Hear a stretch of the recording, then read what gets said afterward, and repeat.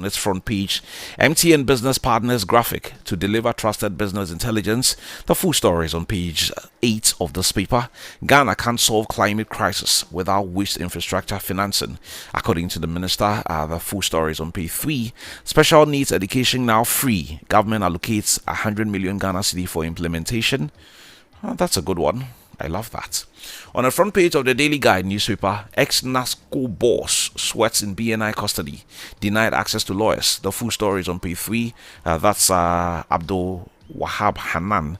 There's a photo of him here on the back of all the stories that we are picking up from the weekend, where we're told that he was given permission to travel, but what he did that appeared to, get the authorities unhappy with his actions was when he tried to access, we are told, some funds that had been frozen.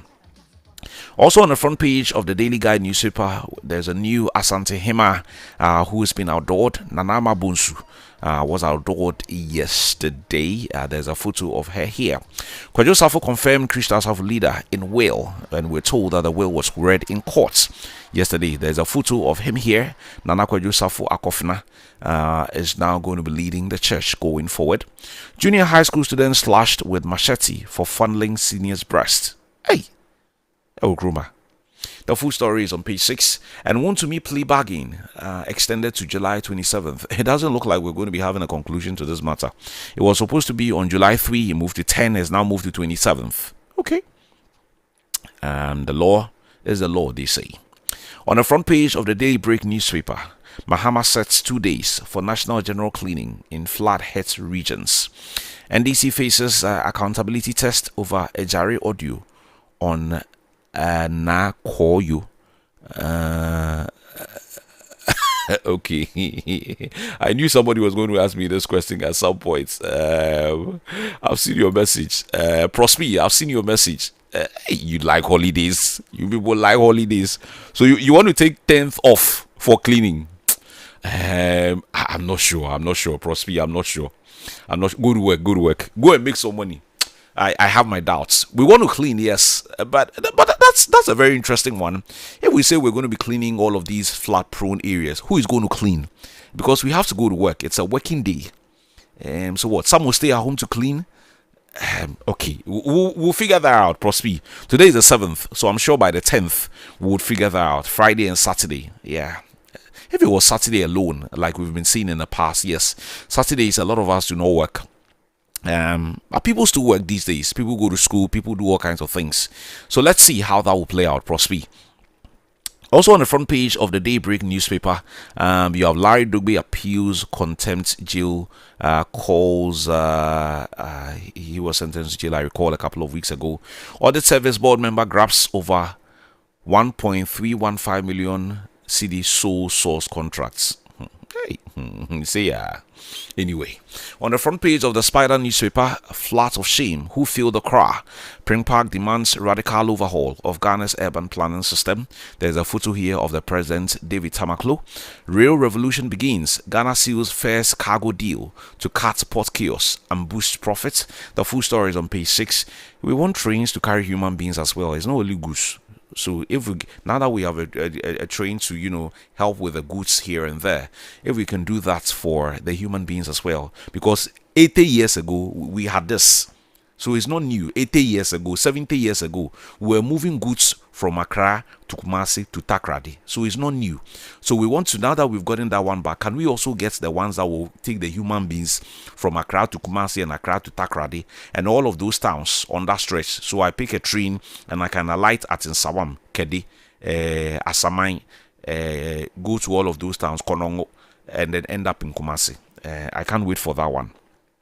Nananom rebel over mining royalties and lease exclusion, that's also here. And Mahama orders national cleanup after deadly floods. Well, we're going to be cleaning on the 10th and 11th, but the question is, after that, then what? On the front page of the Business and Financial Times, you have same system, different plumbing.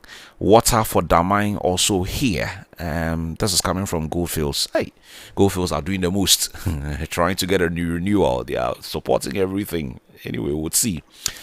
Also here, Eurobond repayments hit $2.1 billion as government gears up for 3.7 billion debt service through to 2028. Also on the front page of the Business and Financial Times, Cocoa Board step up farmer payments for cocoa recovery. The full story is on page 3. And then you have Upper Amenfi Community Bank doubles profits as deposits near 900 million Ghana cedi. Well done to them. On the front page of the Overseer newspaper, you have government declares 2-day national cleaning in flood-hit regions. The full story is on page 3. And Guzi Tano and the weight of the NDC chairmanship. He wants to be chairman? Okay, let's see how that goes. Railway Authority defends procurement of refurbished locomotives, the locomotives that are older than the CEO himself. Okay, we'll see.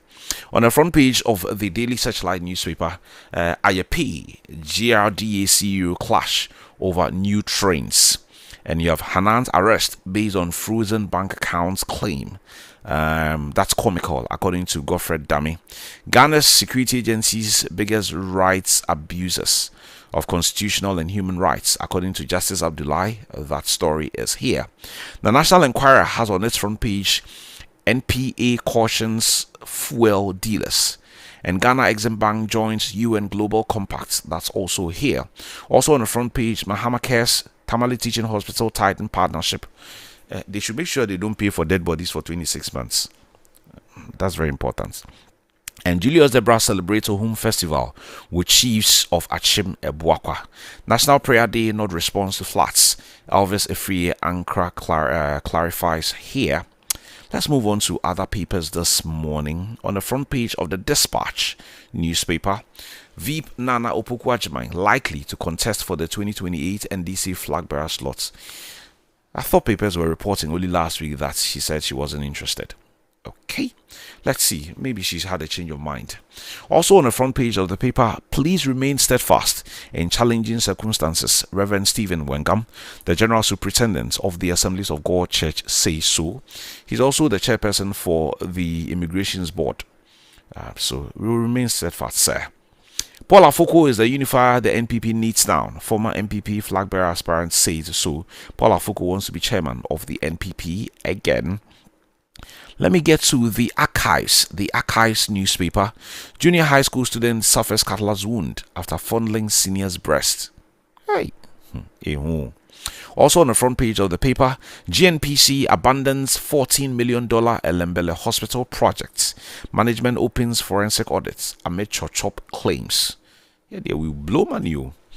PRP mining wreaks havoc in Jura and Bamsi. That's also here. And Medical Trust Fund commits to cardiac care, backs specialist training, modern infrastructure. There's a photo here of Madame Obobia Dakwa Opoku. She runs that organization. I thought that was very good news, if you ask me. On the front page of the Business and Analyst, and that's going to be our final paper this morning, Bank of Ghana calls for unified anti-fraud system across banks, fintech platforms. Yoko CID warn of emerging Model Q crime network, and government announces 2-day national cleanup. And also on the front page, consumer spending shows mixed trend as VAT collection surges. Let me quickly do some stories on the Class FM online portal this morning. Yoko and CID issue joint warnings over Model Q criminal network driving transnational crime in West Africa. High Court brings forward hearing on Abu Trika's extradition stay application. Also on the Class FM online portal, Akofena confirmed as successor to Kantanka Empire following a reading of Apostle Sappho's will in courts yesterday. And there have been a lot of videos that have been released concerning that. FDA closes 3 Nungwa facilities over sale of illicit products. Also here, Infantino reaffirms FIFA judicial independence amid Balogun suspension controversy. He played yesterday, but the US still lost. Kofi Adam urges Black Stars to learn from World Cup exits and focus on future qualifiers. Otunfo appoints Nana Mabunsu as 15th Asante Hene. There's a photo of her here. And Pragya rider jailed 20 years for defiling 12-year-old girl and infecting her with HIV. This is so sad. The Mayor Foundation is also in the news. They mark first anniversary with school donations and community support in South Tong. Government settles 700 million Eurobond obligation ahead of schedule. That is also here. There are also other stories in here as well. Court remands man for allegedly spending ex-girlfriend's 114,000 on betting. Yeah, sorry, oh. And High Court to hear habeas corpus application over detention of former Bufferstock CEO. Government to sign MOUs with US and UK for deployments of Ghanaian health professionals also here. There are stories in the world of business. GRDA reactivates Accra Kufudia line, wins 21 million contracts here. And the government moves to support maize and beans.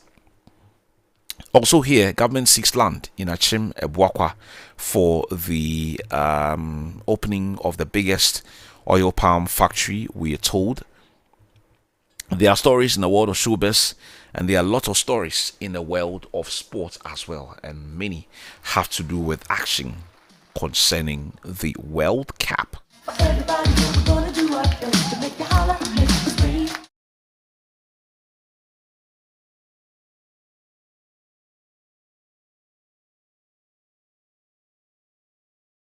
Of these stories this morning.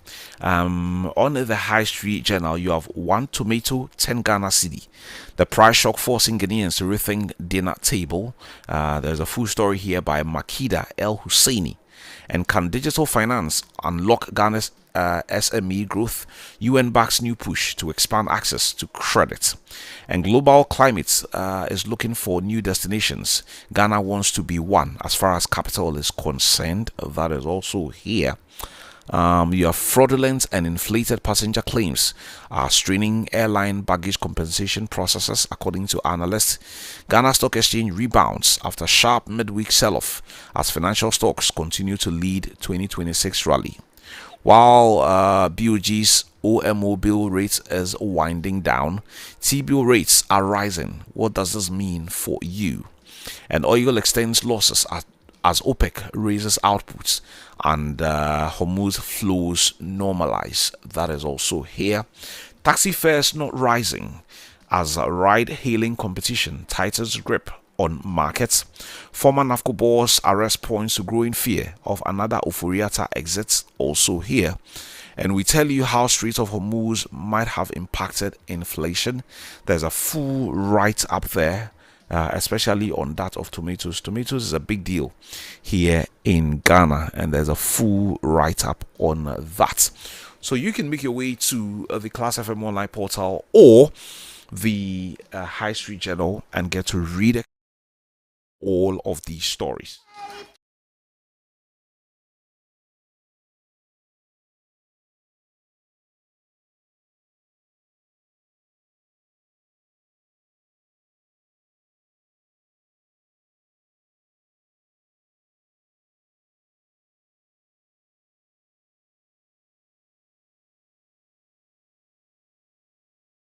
There, starting with special needs education now free, with government allocating up to 100 million for implementation.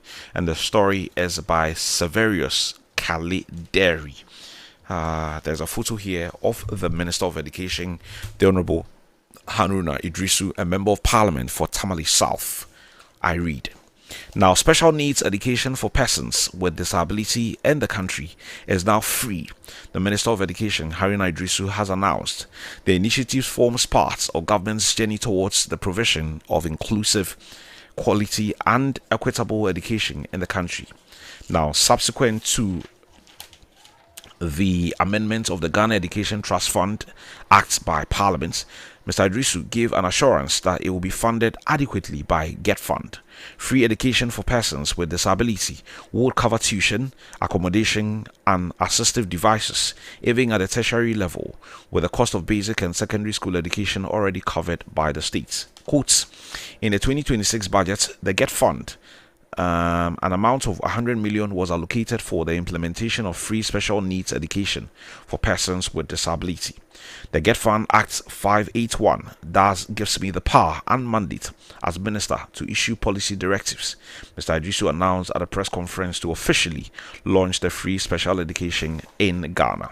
The policy is one of the endearing legacies of President John Dramani Mahama and a social intervention targeted towards the vulnerable. Ghana currently has about 39 special and integrated schools across the country, made up of 29 special boarding schools, 7 integrated schools for visually impaired, and 3 integrated schools for the hearing impaired. Now, when it comes to the implementation, in all, approximately 9,000 learners, comprising 8,800 boarders and 200 day students, are in these schools. I quote him again: I have accordingly and will further direct Get Fund to make sure that for 2027 into 2028 and for every year of the tenure of President Mahama, this 100 million Ghana cedi support is allocated to special needs education. This is to allow for effective implementation and to reach out to persons with special needs. I think there's a very good thing. I didn't know the numbers were this big. I mean, 8,800 boarders out of that. So we are looking at everything concerning feeding, accommodation, tuition, and all of that. Maybe the 100 million must even be looked at again as to whether that is even enough. But I'm sure for starters, we'll do with 100 million, and then subsequently we would possibly do a lot more in that regard. Let me move to a story on page 3 of the Daily Graphic newspaper. Ghana can't solve climate crisis without waste infrastructure financing. This is a story attributed to the Minister of Local Government, written by Dixon Walanyo Duche. Now, the Minister for Local Government, Chieftaincy and Religious Affairs, the Honorable Ahmed Ibrahim, Member of Parliament for Bana, has warned that the country's climate resilience efforts will fail without urgent and sustained financing for waste and sanitation infrastructure. He explained that the nation's recurring flooding and waste management challenges demonstrated that climate change was no longer theoretical, but an urgent governance and financing crisis requiring immediate action. Quote, "We generate about 20,000 tons of solid waste every single day. Managing this growing volume of waste is not just a technical challenge, it is also a financial and institutional challenge, and for our future, a challenge.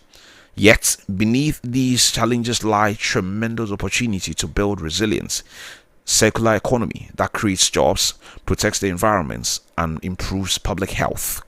Mr. Ibrahim was speaking at the opening of the second Korea-Africa Environmental Cooperation Forum held in Accra yesterday. Now, let's look at government's efforts in that regard.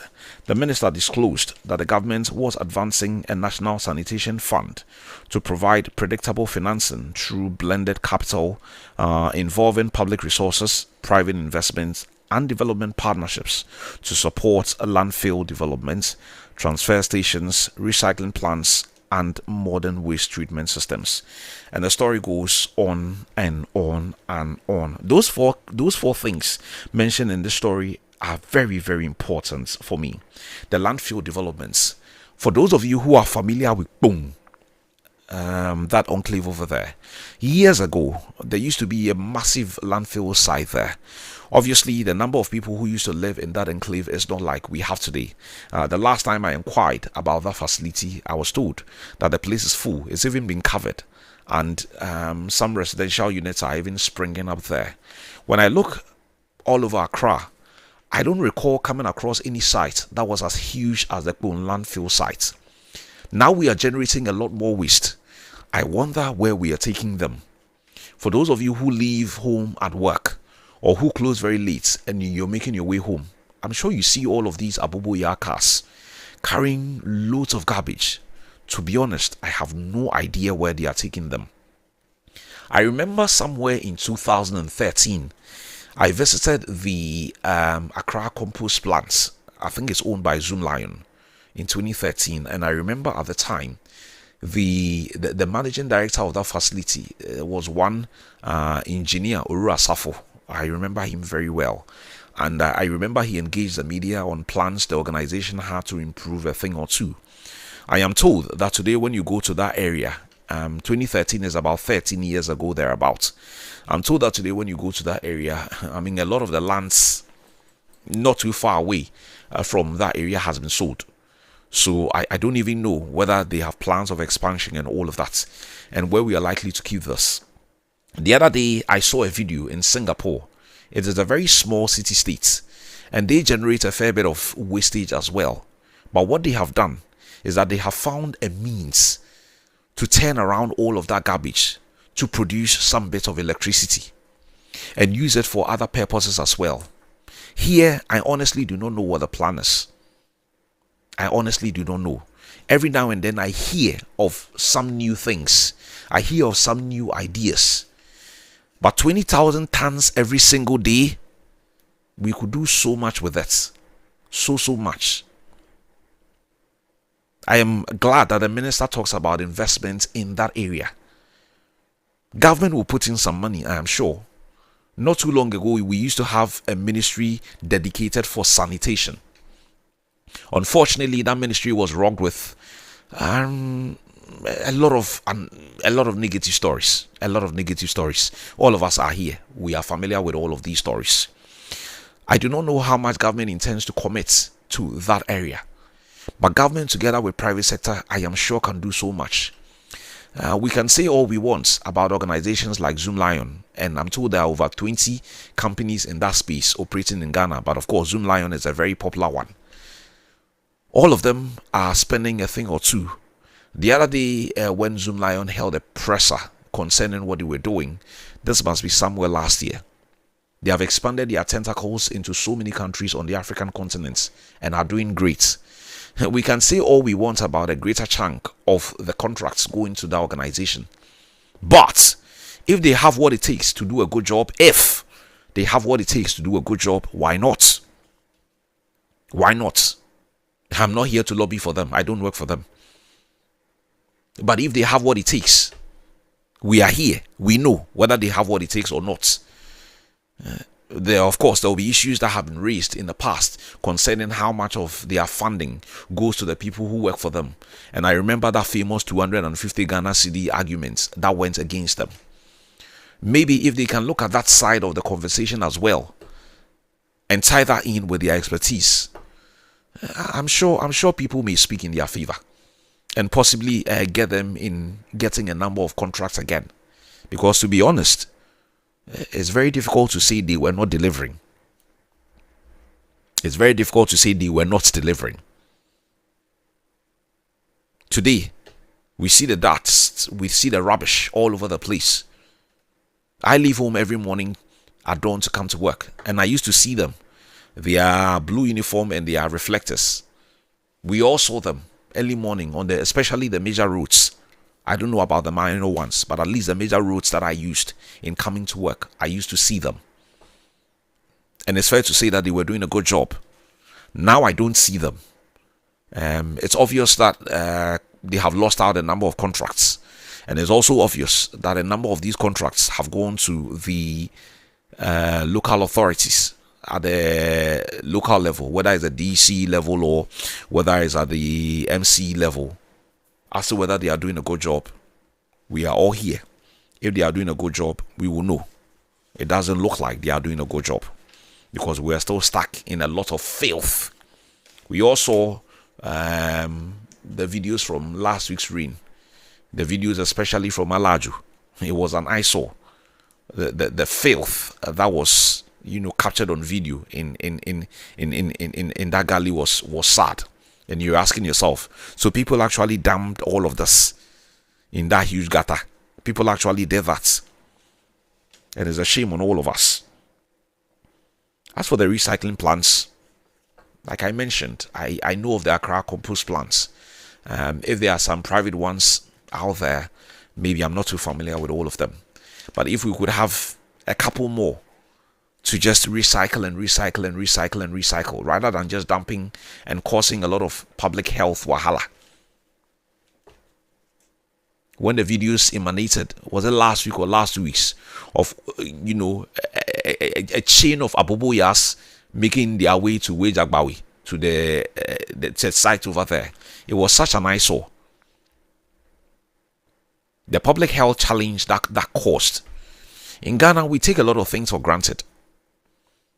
But I would not be surprised for the few days that all of those aboboyas were packed in that Wejagbawi enclave. I would not be surprised if health experts would go to that area today and sadly notice How many people probably caught a thing or two with cholera, dysentery, diarrhea, name them. Because they were just parked by the roadside in their hundreds. We saw them. For those of you who live there, you saw them. They were parked there for days. And people were driving by. People were walking by and were inhaling all kinds of things. We always say that here it is God who is taking care of us. But some things can be done and done well. As for modern waste treatment systems, again, I'm not too sure we've made significant progress in that area compared to what you see in other parts of the world. As for the waste, we will generate them.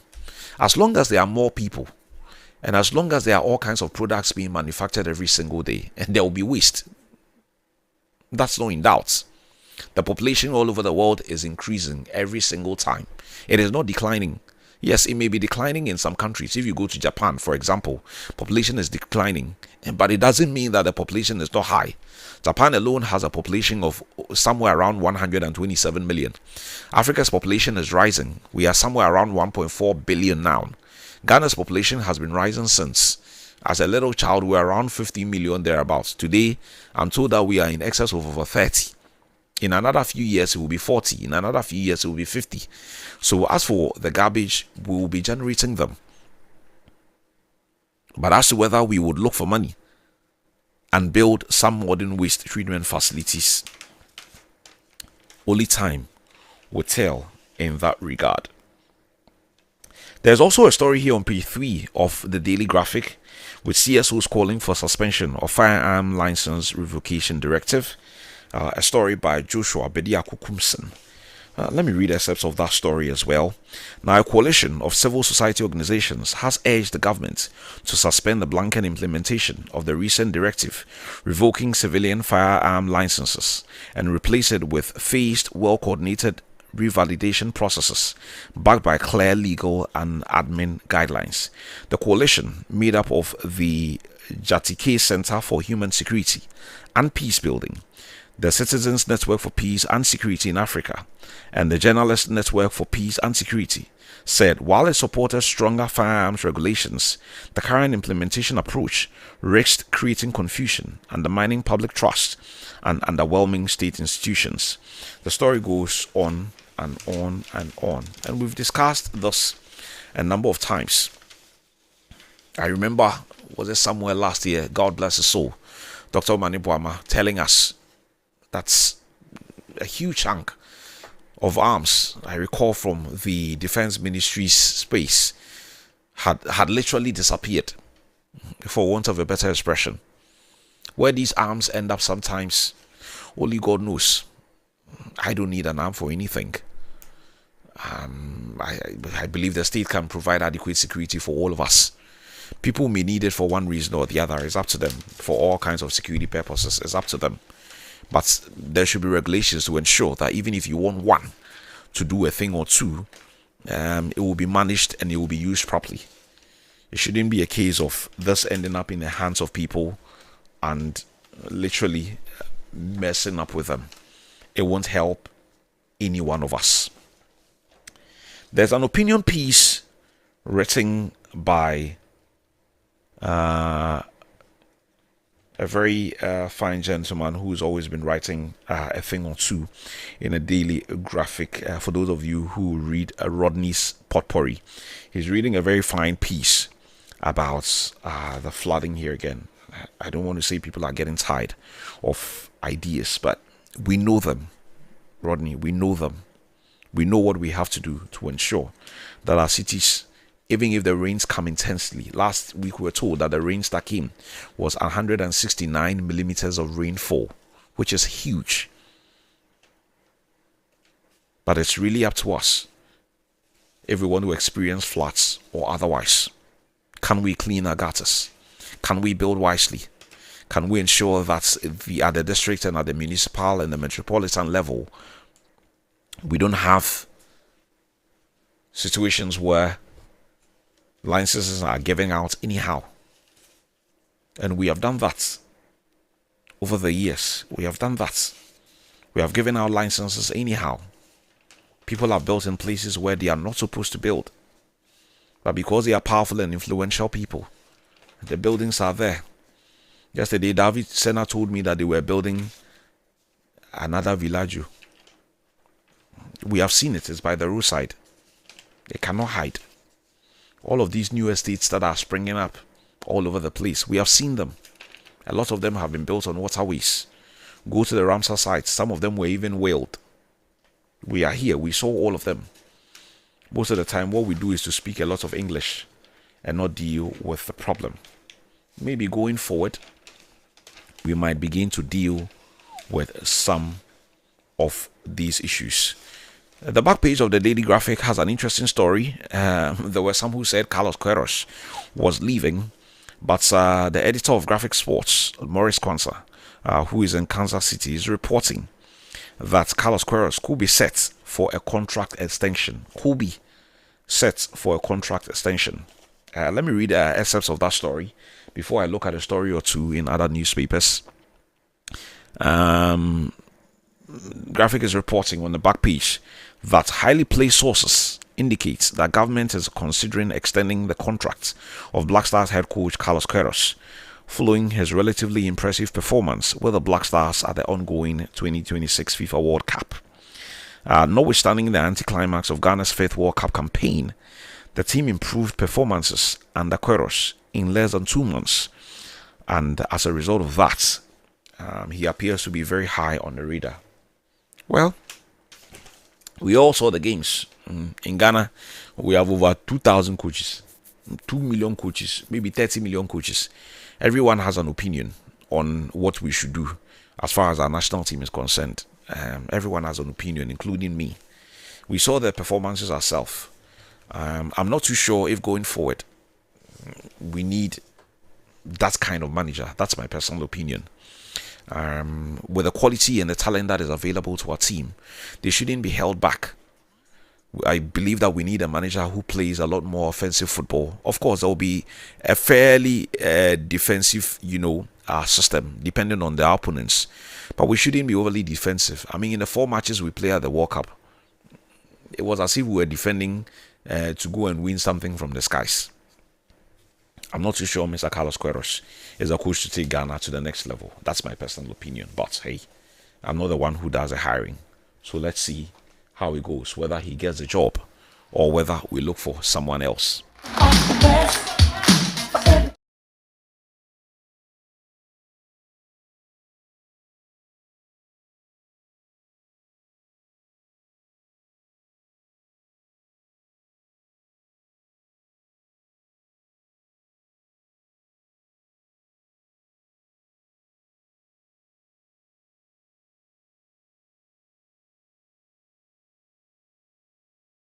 That has also found its way to a number of newspapers as well. The story to do with government declaring to the national cleaning in flathead regions. The full story is on page 3.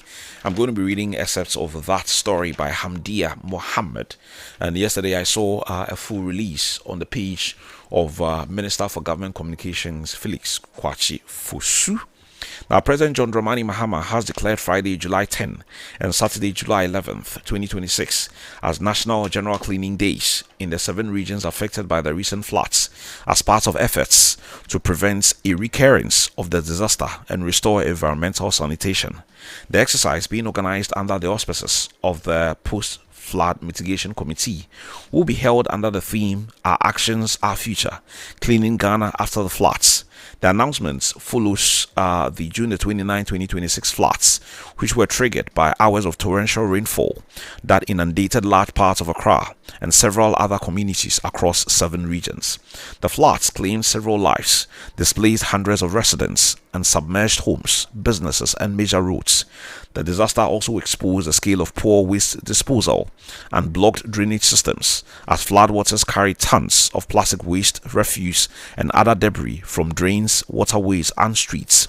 In the aftermath of the disaster, government established the Post-Flood Mitigation Committee to coordinate relief efforts and implement measures aimed at improving sanitation, clearing drains, and strengthening flood prevention across the country. In a statement signed by the president's spokesperson, Felix Kwachu Fusu, the government said that the nationwide initiative is intended to mobilize citizens to clean their communities, protect the environments, and reduce the risk of flooding. This is a critical nationwide exercise, and all citizens are strongly encouraged to fully participate in it. Now, as part of the exercise, President Mahama has directed all government appointees to actively participate in a cleanup instead of remaining in their offices. According to the directive, ministers, CEOs, members of parliaments, metropolitan, municipal, and DCs, as well as heads of public institutions, are expected to lead cleanup activities in their respective communities. The cleanup has been structured over 2 days. On Friday, July 10, personnel from the security agencies, metropolitan, municipal, and district assemblies and waste management companies would begin the exercise. The following day, Saturday, July 11th, members of the public will join the efforts to expand the operation nationwide. The presidency said that the exercise would focus on cleaning silted and choked drains, removing sand, weeds, and debris from roads and highways, and cleaning public spaces, including markets, lorry parks, recreational parks, and communal refuse collection sites. Among the key priorities is ensuring that drains are desilted to allow the free flow of stormwater ahead of peak or the rainy seasons. The statement also warned that poor sanitation practices continue to worsen flooding in the country. Quotes, "This 2-day exercise is a critical intervention and a vital wake-up call for the nation. For far too long, indiscriminate littering and plastic pollution have clogged our drainage systems, contributing to devastating preventable floods that destroy livelihoods and claim precious Guinean lives. To support the exercise, all MMDAs have been directed to work closely with waste management companies to provide waste trucks, gloves, shovels, and other cleaning equipment at designated locations. The assemblies have also been instructed to ensure that all silt and refuse collected during the exercise are immediately evacuated to prevent them from being washed back into the drains. Government has urged Guineans to demonstrate unity and civic responsibility in protecting their communities." I would have a thing or two to say about this for a peace of my mind. We would get there. Yeah, I would have a thing or two to say. And I'm sure all of us have a thing or two to say about these things.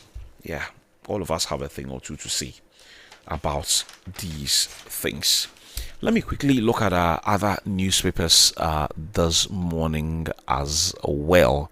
I like the story on the National Enquirer newspaper, which has to do with Mahama Care and all the efforts that they are putting in. I recall that their budget was somewhere around 2.9 billion Ghana cedi, which was to help with a lot of communicable diseases. For me, it's a good thing. In the last couple of years, I've read a lot of reports that have been talking about increases in, cardiac related illnesses and all of that. If you've been to the Cardiothoracic Center at Kolebu, let me say good morning to Dr. Entwa Mensah. He's the head of the center. Great guy, doing some amazing work together with the others that I know there, Dr. Duku and all the cardiac, guys there. Great job all of you are doing, including the consultants. They tell you that over the years, in the last 10, 15, 20 years, the cases just keep coming. And they've been warning a lot of people paying attention to their lifestyles, people paying attention to their eating habits, people paying attention to doing some exercises here and there. But once the population is growing, and once people also choose not to act in a certain way or to live their lives in a certain way, the cases are likely to rise. But they also mention that the cost of treatment is not a joke. If you've been to the Cardiothoracic Center before, consultation alone, I'm told, is somewhere between 350 and 500 just to see a doctor. We live in a country where minimum wage is 22 Ghana cedi, where people are earning 500 cedis at the end of the month, 600 cedis, 700 cedis. I wonder how they survive with that. I wonder, because you use some for transport, you use some for feeding, You use some for clothing. You use some for whatever. And you use some for miscellaneous. And when you go there, those who can afford, yes. But there are many who can afford. Who cannot afford, sorry. And I am very excited with what Madam Obobio Dakwampuku and his team are doing.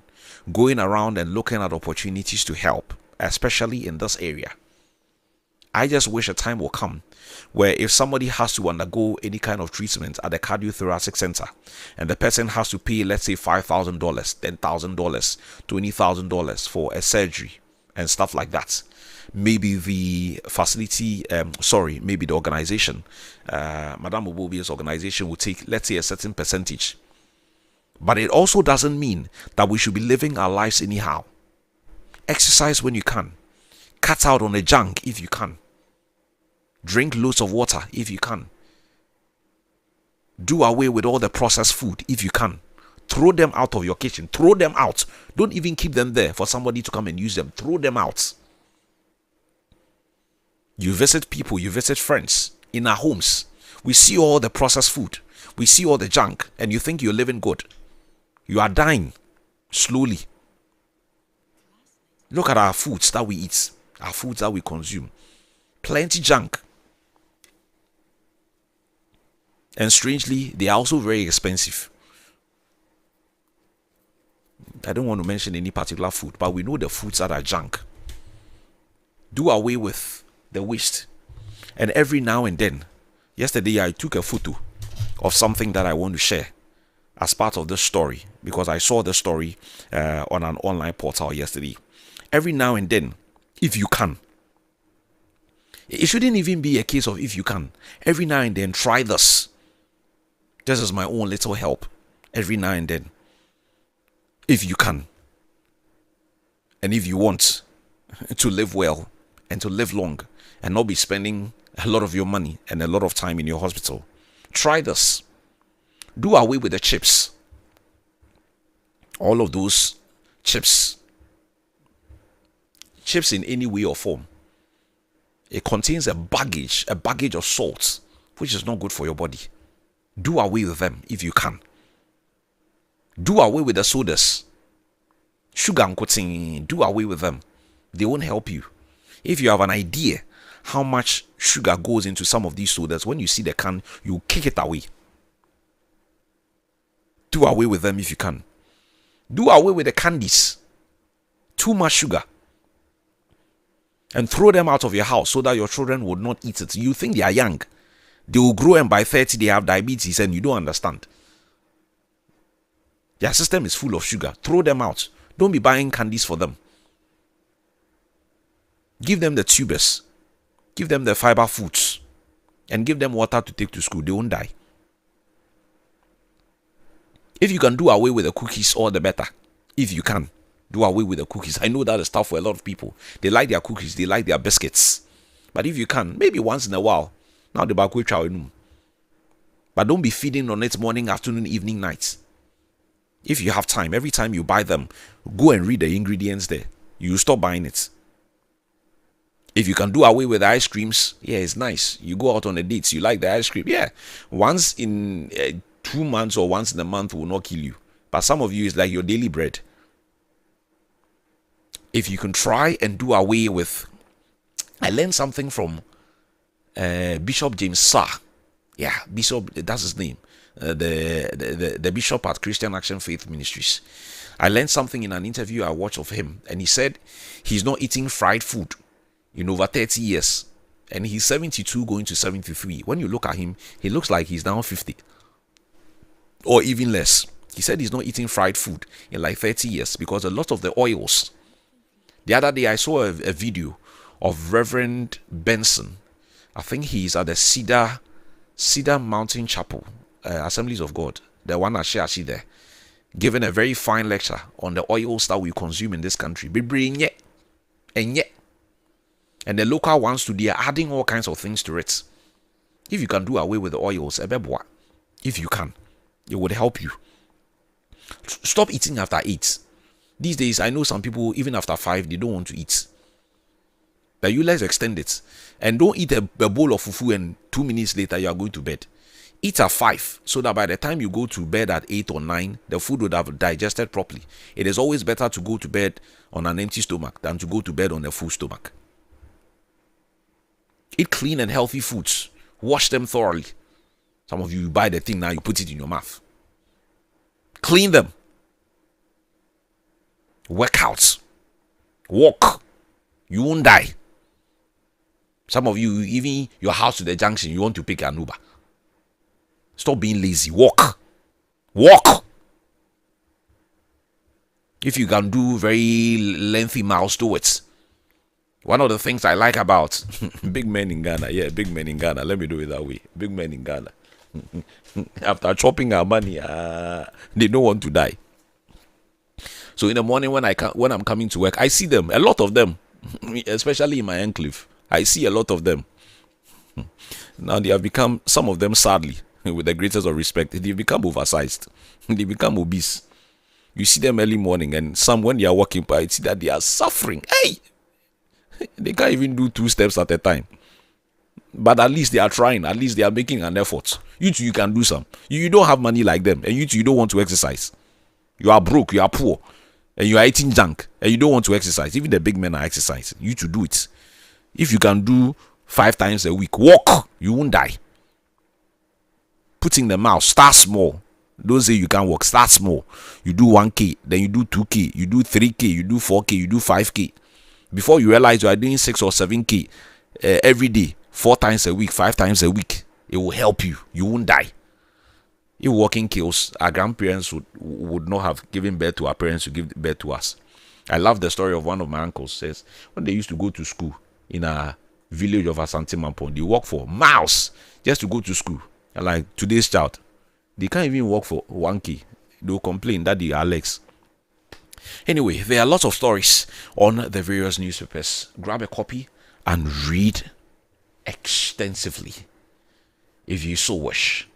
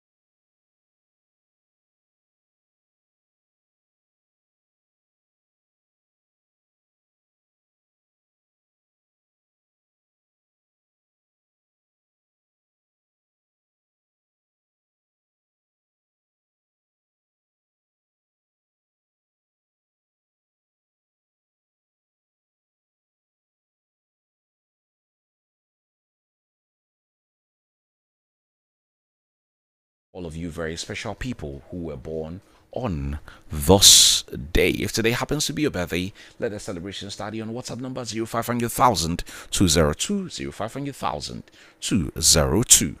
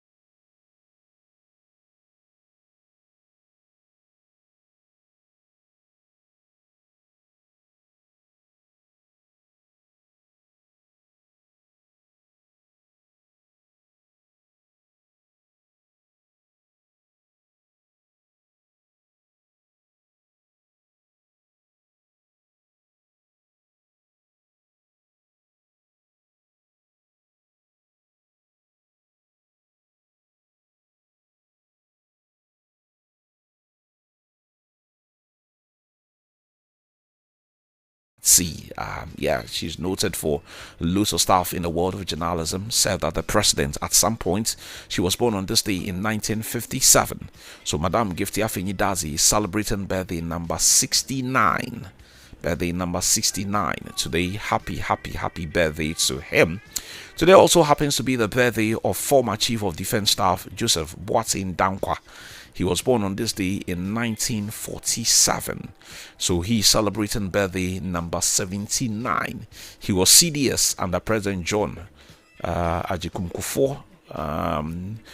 He's celebrating birthday number 79 today. Happy birthday to him. Today also happens to be the birthday of former Ghanaian Youth International Mark Eduamufa. These days, he serves in the United States Army. Happy birthday to you, Mark Eduamufa, wherever you are. There are a lot of notable people born on this day. Today is also the birthday of former Kumasi Asante Kotoko and Black Stars winger Oli Rahman. He was born on this day in 1975. So he's celebrating birthday number 51 today. Happy birthday to Oli Rahman on this very special day. And it's also a happy birthday to the former Member of Parliament for Asante Achim North. Former Member of Parliament for Asante Achim North, the Honorable Andy Apia Kubi, is celebrating birthday number 69. Yes, birthday number 69 today. Happy birthday to the Honorable Andy Apia Kubi, lawyer.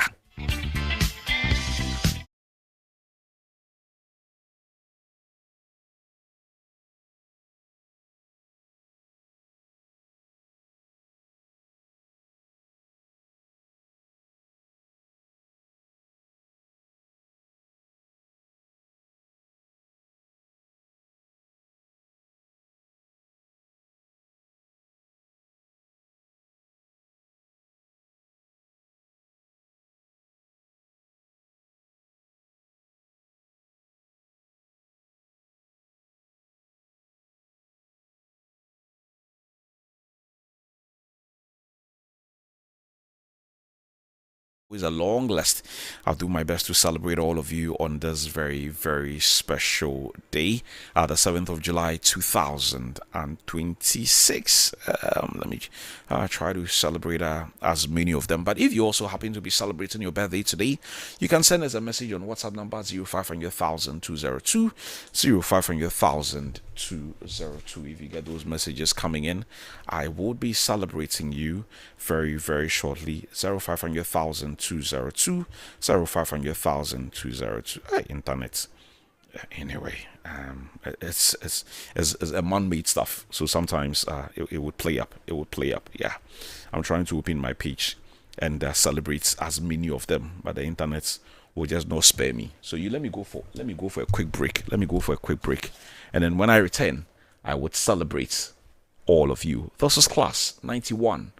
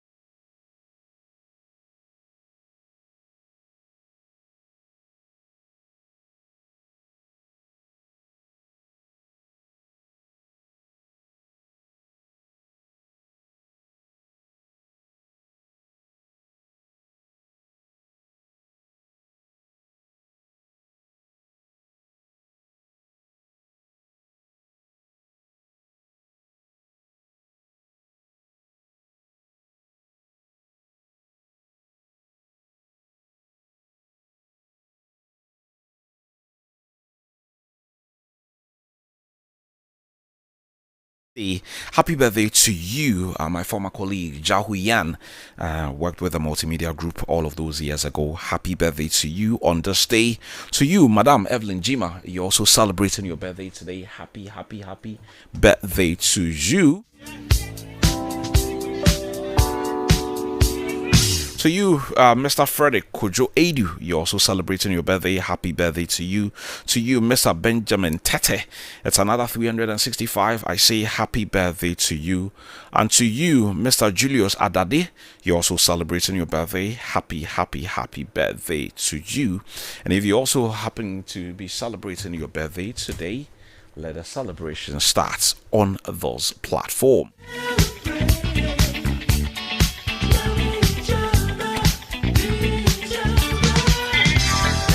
Madam Agri Solomon, you're also celebrating your birthday today. Happy birthday to you. Madam Mary Educhumwa, it's another 365. Happy birthday to you. Nana Kwame Free, you're also celebrating your birthday today.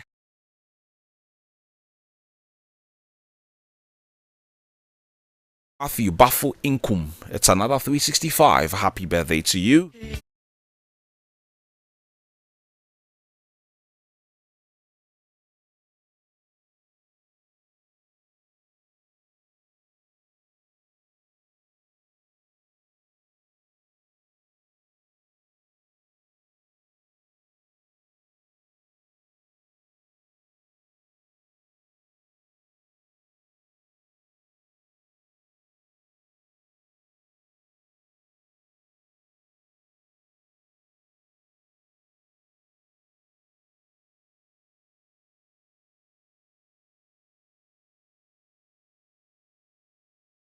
And share those very strong thoughts with us as well. We would be very happy to put you through and let the world know the issues that mean so much to you. Take note of the calling number again: 0302208080, 0302208080, or take note of our WhatsApp platform 0500,000 202 0500,000 202. It's extremely important you take care of that as we talk up the issues.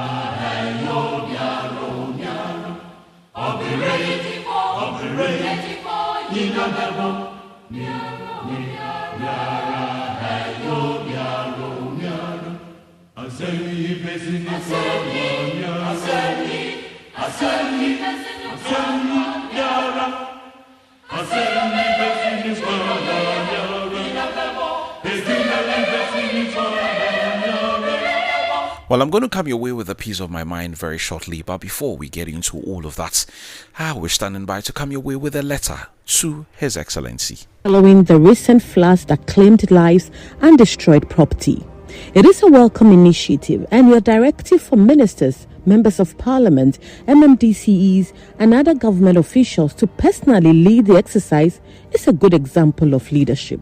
However, Mr. President, I believe there is one important issue that deserves equal attention.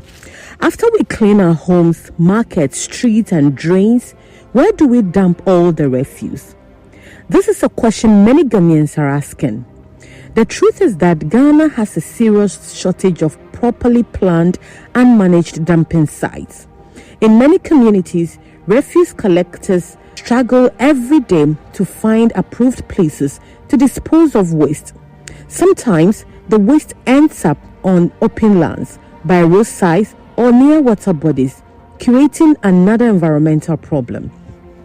Mr. President, we recently saw this challenge in the Wejagbawe municipality, where dozens of Aboboya riders formed long queues simply to dump refuse. That scene was not because they were unwilling to work. It exposed the reality that the available dumping facility cannot cope with the volume of waste being generated every day. If refuse collectors spend hours looking for places to dump waste, then our sanitation system is already under pressure. And when waste cannot be disposed of quickly, illegal dumping increases, drains become blocked, and communities become vulnerable to flooding. Mr. President, the success of this nationwide cleanup exercise should not only be measured by how much refuse is collected, it should also be measured by what happens after the refuse has been collected. Cleaning the country without providing enough dumping sites is like emptying a bucket while the tap is still running. We may solve today's problem, but tomorrow we will be back where we started.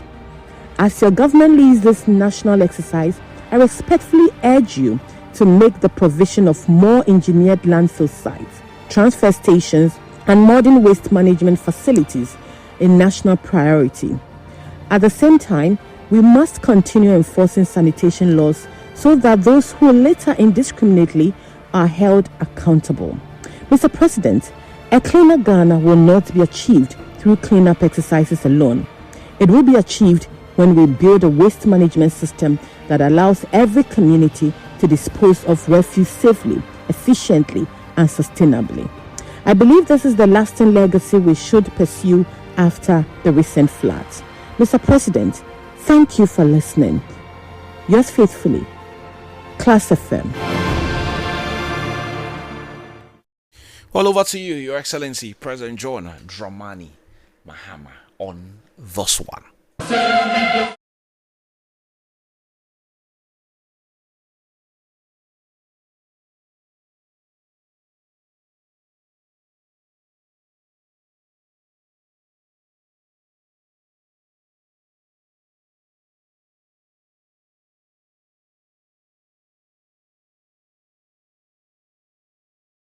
Share your thoughts as well. Remember, there's a segment where you can also call in.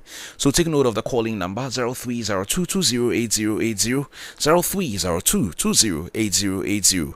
Alternatively, you can reach us on our WhatsApp platform 0500,202, 0500,202, or you can reach us on our Facebook platform. We're streaming live there. Take note of the platform, Class 913. Look out for us, Class 913, and send those very strong thoughts. This morning, I'm going to be focused on two things. I'm going to be focused on that communication that came from government, and I'm going to be focused on some issues concerning roads. As for the roads, they won't go away, but every now and then it will come up, and it will come up because of the relevance or the importance of not just a particular road, but generally of roads in this country, in helping to move people from one point of town to another part of town. Yesterday, I saw a video, even before I left here, of a number of people who live on the Amasaman stretch who were involved in a demonstration, and they were very, very unhappy at the nature of their roads. Amasaman is like my second constituency, and I'm very familiar with it. Very, very familiar. I know that place so well. And I've always wondered why it had to come to what happened yesterday. It is very disappointing. Very, very disappointing. And let me tell you why. You know, many years ago, as a little child, I lived in a number of places. But one of my best memories was as a kid living in North Kanishi. A lot of my friends are from that space till this day. Shout out to all of you guys that I grew up with in North Kanishi, both old and young. There was a friend of mine who schooled at Jonte together with his siblings. His name was Faisal. They were Burkinabes. I have no idea where they are right now. During that time, because we were so close, there was a day where his dad, I remember they were Fulanis, thereabouts, wanted to go and have a look. Jonte was on TV, but I'd never been there. And I went there for the very first time. In those days, the road was not like this. It was a single lane pretty much all the way to Kumasi, I'm told. And you could see all of these communities that were emerging there. Jonte was an isolated place. It's not like all of these houses you see around that school today. In those days, it was literally isolated. You barely saw any houses close to the school. It was a very, very important boarding school at the time, I remember. But there were very limited houses. After Jonte, then you go to that Ija Herbal, junction, where the filling station is. It didn't exist. And then you go to all of those communities before you get to the ACP junction, where you see the flyover. The flyover was not there. Then there was Pokwasi, which was literally like, with the greatest of respect, it was like a village. ACP and all of those communities, they were all like villages. They didn't exist. Then you go all the way to Amasamai. It was just by the roadside. Amasamai was a very small place. And I'm talking about late 80s, early 90s. Many years down the line, a lot of people have moved to those communities. One of the things that I said on this platform, for those of you who've been listening to us for the last 10 years, was the fact that ahead of the election in 2020, after the elections in 2016, which we did on our platform at our former place at Roman Ridge, I predicted on this platform, for those who've listened to us for a very long time, you would remember that one of the first seats that was going to fall to the NPP by election 2020 was Amasamai. Years ago, it was Trobu Amasamai before it was split. And this was why. In those days when you went there, look, people can say all they want about people voting on issues. But in this country, a lot of people still vote on tribal lines, I tell you. In those days, those areas were pretty much dominated by ethnic minorities. The Gans, the Evers, the Northerners. And they almost always voted for Nia Masalai. I'm sure you remember him. He was a member of parliament there. He did next to nothing over there. He was just riding on the fact that minorities would vote for the NDC. So he was doing next to nothing there. And the people got tired of him. So by 2020, they voted for a FIFA to manage. And the MPP was there. And the MPP also had an MC called Wilkinson. He was also there.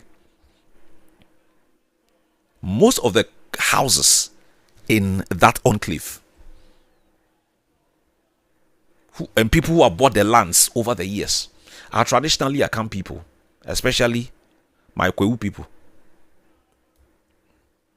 Most of the lands, the Kwewus and the Ashantis, they bought most of the lands there. And a lot of them have moved there in the last 10, 15 years. So you notice that has swung until FIFA didn't perform and then they voted for Sedem Apenyo to come and take over. But we are not talking about that election. I'm just trying to refer to something. They moved there and had expectations that the place was going to develop. Things were going to change. That they were going to have power. The roads were going to improve. The water situation was going to improve. But many years down the line, not much is happening there. FIFA barely did nothing for the locals. As for the MC Wilkinson, I don't know what he did. If you want to see the relevance of that road, not the main road, though, the road that goes through Amasamai, through Abiasi, through Trade Junction, Obeyeyi, going all the way to Ashalaja. And going all that road can go to Dobru and all of those places if you use the back road at the top. Thousands of people have moved there. Real estate companies have moved there. And if you care to know, that road can also take you to Kaswa. If that road was fixed, if you live in Sawam or on that stretch, or even as far as Taifa, Tantra, St. John's, you don't have to bother yourself going through Achimota and hit the N1 and go all the way to Malam Junction and go all the way to Kaswa with all the traffic you are likely to face there. You just have to come through Amasamai. And once you go past the railway station where the ICGC church is located, the traffic is not crazy like that. But the nature of the road has made traffic on that road very, very bad. It will save people time. It would save people some energy. It would give them a good life, because if you live there, you are spending all your salary on your car parts. There are people who live in that enclave. When they get to Amasamai Junction, getting a taxi or getting a car home late in the evening becomes a problem. Because when you get home late, at that time, the taxi drivers and the Okadas, they are charging times 2 or times 3. If you are using your car, you spend all your money to buy spare parts. And it's been like that for years. There was a time I was working on a project there, and I was going there practically every weekend. Every time I had to go there and come back, I had to go to the workshop, because I would have a problem with the car, especially from 3 Junction going before you get to Obeye. And there are thousands of people who have moved to that enclave. Thousands. I wasn't surprised. It was only a matter of time before I saw them demonstrating. And this is the case in so many other new places in Accra that have sprung up in the last 25, 30 years. Kwame always calls and talks about this place at Adenta. If you go to New Legon area around Adenta, it is like a joke. And he's always complaining about the MC. Kwame, I know your problem. There are so many areas like that. It looks like the communities were created and we didn't have a plan for those communities. Elsewhere, when communities are created, the new ones, the roads are done, the water is done, the electricity is done, everything is done, even before the first settler moves there. Here, it is the other way around, before the first settler would go there. So they move there and they are faced with problems from day one to they die. And not much happens in terms of a change. Not much happens. There are so many places in Accra like that. They have sprung up in the last 20-25 years, and it's problems every single day. If it's not road, it is water. If it's not water, it is light. And they have to deal with it all the time. And the painful part is, they fall in love with politicians, hoping that they will come and turn around the situation. And one of them is called Sedem Apenyo. He's the current member of parliament for Amasamai. He thought being an MP for that area was about grammar. I'm very familiar with that constituency, so I know what happens there. He was going around telling the locals that the others who contested him in the 2024 elections, they couldn't even speak English. When they go to parliament, they can't speak. Now the locals say they don't even see you. I get a lot of messages almost every day. They don't even see you in the constituency. They don't even see you. They have no idea where you are, because they don't hear you in parliament. See that's what they say. They don't even know whether you, of course, you serve on some committees. They say they don't even know whether you are even serving on any committee or anything, because you have completely disappeared. You thought the job was grammar. You were promising them heaven. You fix the road. You do this. You do this. You do this. Now they can't even find you. That is the sad reality. Politicians telling us stories. We'll do this. We'll do this. We'll do this. So at some point, when the people become tired, like what is happening, then they go on a demonstration. Where is the MC? The MP, they can't find him. The MC too, they can't find him. Yet they are there. And it's the same in so many other communities. You can't find them. It is as if when they got the position, they went on commercial break. And that is what you see. But in light of that, I want to credit some people. This dawn, I noticed that the street lights from the Achimota Forest all the way to Fiesta Royale was up. The Okaikwe North Municipal Assembly, the MCE there, well done. I've been criticizing you on this. But as for the MCE who is in charge of the stretch all the way from ABC all the way to the top, he knows himself. There's a very small portion. If you want to understand how poor local government is in this country, there's a very small portion around the old Peace FM, where you call the Mile 7 Junction. It is no more than 20 meters, or probably no more than 30 meters in length. just around the old Peace FM. That place has deteriorated so badly and is causing a lot of traffic every day. That small stretch, it has been like that for years, and nobody seems to have the brains to fix it. Meanwhile, it causes a lot of traffic, especially at night. It's a very small portion. I don't think it's even more than 20 meters in length. If you are doing a 100-meter dash, I'm sure you can do that thing in 2 or 3 seconds. But that place is just getting worse and worse and worse and worse, and it's causing crazy traffic. Sometimes the traffic can start all the way from New Plan in Achimota. But nobody cares. I've been screaming and barking about this for years, but nobody cares. And we are there.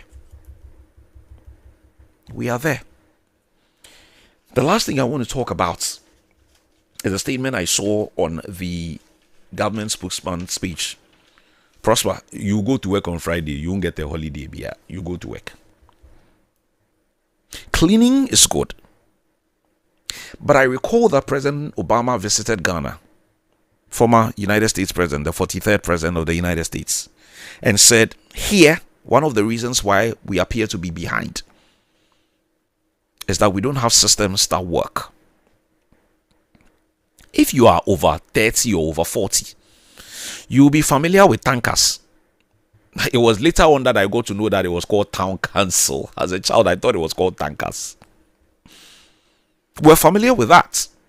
They kept us on our toes as far as cleaning our houses were concerned. As far as cleaning of our gutters and our surroundings were concerned. You barely play the fool, because if you play the fool, they will summon you and you will pay some fine to somebody. I can't remember. And our communities were clean. We're not dumping all kinds of waste in the gutters. The rains were coming. You hear of floods here and there. But things were very much in order. Today, all of those systems have literally broken down. Whether it's at the local level, whether it's at the district level, whether it's at the municipal level, or whether it's at the metropolitan level. They don't appear to work. I am all for cleaning. But there are 365 days in a year. At least I was taught that by my one teacher. I'm not forgetting her. Her name is Miss Charity Manuel. I have no idea where she is right now. We are going to spend 2 days to clean. 1, 2. Okay. It's very good. Clean all the gutters. Clean all the waste. Silt them. It is very good. What happens to the remaining 363? If the systems are not going to work, when we would still empty the garbage into the gutters, because there is very little sanctioning regime. When people play the fool and they are supposed to be punished, they are not punished because politicians are scared of these people not voting for them. People are building in unapproved ways. We are still giving licenses for people to build. So the cleaning is good. But is that what will deal with the problem long term? Let's ask ourselves. Take your political hats away. Some of you, it's always your political hat that is on, so you always look at things differently. Take it away for once, and let's have a very fair conversation. Until we change that. And there was a liner in that story that when we collect the garbage, we should also ensure, because we know it. Are we not here? Don't we see people collecting garbage out of the gutters and leaving them by the edge of the gutter? So there's been a warning there. The moment we collect, we should ensure that we dispose. But dispose to where? We don't have landfill sites. We don't have places where we can go and put the garbage. So what would happen after the cleaning for the 2 days? Maybe there will be plans. I don't know. But for me, the bigger picture is what we do after the 2 days. After July 10th and after July 11th, what do we do? That is the bigger picture. If we go back to our bad ways, Your Excellency, nothing will change. Oh. Nothing will change. Nothing will change. Oh. If there's nothing to ensure that we do the right thing, if there are no sanctioning regimes for people who are playing the fool, People who are dumping gutters, rubbish in their waste. People who are building on unapproved sites. If we don't do, because it is not only the garbage, Your Excellency, that caused the flooding. Oh. It is people building in unapproved sites as well. That is also causing the flooding. And who is issuing out these licenses to the people who are building? It is your MCs and your DCs. And I'm not talking of John Mahama, but I'm talking of the leader of the country. Over the years, it is the MCs and the DCs at the local level who approve. And they approve Villaggio. And they approved all of those properties around Chadu. And approved all of those properties around Nanakrum. And all of those communities just under the mountain. Down Fautinibi and all of those communities. They approved for people to build there. Tem and Abokobi and all of those places. They approved for people to build there. The Weja area, they approved for people to build there. Dansuman, they approved Otojo for people to build there. Your Excellency, when I was very young, places like Tabura, Sotum, Santa Maria, Kwashima, and all of those places, they were like farmlands. I have not forgotten. They were like farmlands. Tetegu and all of those places, they were like farmlands. Eben will tell you for free. They were farmlands. People used to farm there. That is where people used to go and buy cabbage and lettuce. And today they have built everywhere. Everywhere. And this is the rich and mighty who are built there. Places like Trasako, they didn't exist. They were farmlands for the University of Ghana. They were farming there. Today they are built there and they have covered all the waterways on that stretch and the places are flooding. If we don't deal with the root cause of these things, Your Excellency, the 2 days cleaning, when we are done by 12, it will be back to, somebody will say back to sender. It will be back to normal. C'est normal. I just hope that at the 11th, when Prosper will be working to help with the cleaning, things will change. Until then, Charlie, Dukadaya.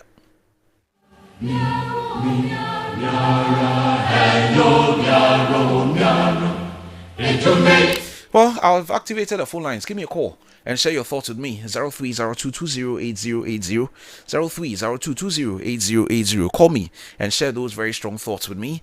Or you can send us a message on WhatsApp on 0500,000 202 0500,000 202. Hello, good morning. Good morning, Kwame. How are you doing? Doing well, my brother Eben. Yourself? Not bad at all. I need 2 minutes of your time to talk. I Talk. won't greet anybody, with the exception of only your friend, Honorable Agbo of Ghana. Greetings. Kwame, Metuchemao, I salute you this morning. Well spoken. And you see, I'll lead with you. You see, when it comes to this Amasama area, as you also know of that area, Obeye and Ko Ashalajan, that area is very, very, very depleted. Let me use that word. You see, and Kwame, last week or two, a week or two ago, your colleague in Accra FM interviewed the man, and you could see that the man is complaining bitterly. So I'll plead with members of parliament. You see, because that money which is being given to what assemblies, I think some of the areas who are already developed that money needs to be reduced, because it can't be in the case that at Amasama area, that their roads, most of the roads are not good. That they will be receiving the same common fund, or the money being given to them at the assembly is the same as the one at Kwame. Does it make sense, Kwame? Kwame, I'm asking you this morning. Tell me roads in Kwame that are bad like the one in Amasama area, Amasama, Obeyi, Ashalajan. So the man was even crying. But with the MP, I can't talk to him because I'm not even seeing the MP. Because the MP said them. He used to be my brother's friend. Okay? But with the MCE there, he's doing his possible best and even crying. You see, one of these days, I'll be very happy you interview him. I'm concluding with this. Mr. President, with this cleaning, we applaud you for it. But one thing at a time saddens me. I remember when we were in power, we were doing every Saturday a general cleaning. The Yanum came, they stopped with it. We need to continue. So as you have declared, coming Friday and Saturday, it needs to continue. And if possible, you promise we, the executive, at the branch level, that they will be. allow us to take this job upon ourselves. If you can't even pay us at all, 1,000 Ghana cedis, we will manage it and make sure what? We will make sure we take upon ourselves, make sure all environment, the district and minister we are, we'll make sure that place will be clean. And also, let's also be an eye for the government that whenever we see anybody just putting rubbish anywhere, we arrest the person, bring them to that person will be fine. So that money will be used to take care of us. Is it not job creating, Kwame? Kwame? Not bad an idea. Yeah. So I'm pleading with my party. We have talked to some people, they are not listening. So, Mr. President, I know by now you are listening to Accra FM. It's Class FM. We are pleading with you because that's the promise the executive of the branch. We are not seeing anything. So let's do cleaning. Give it to us.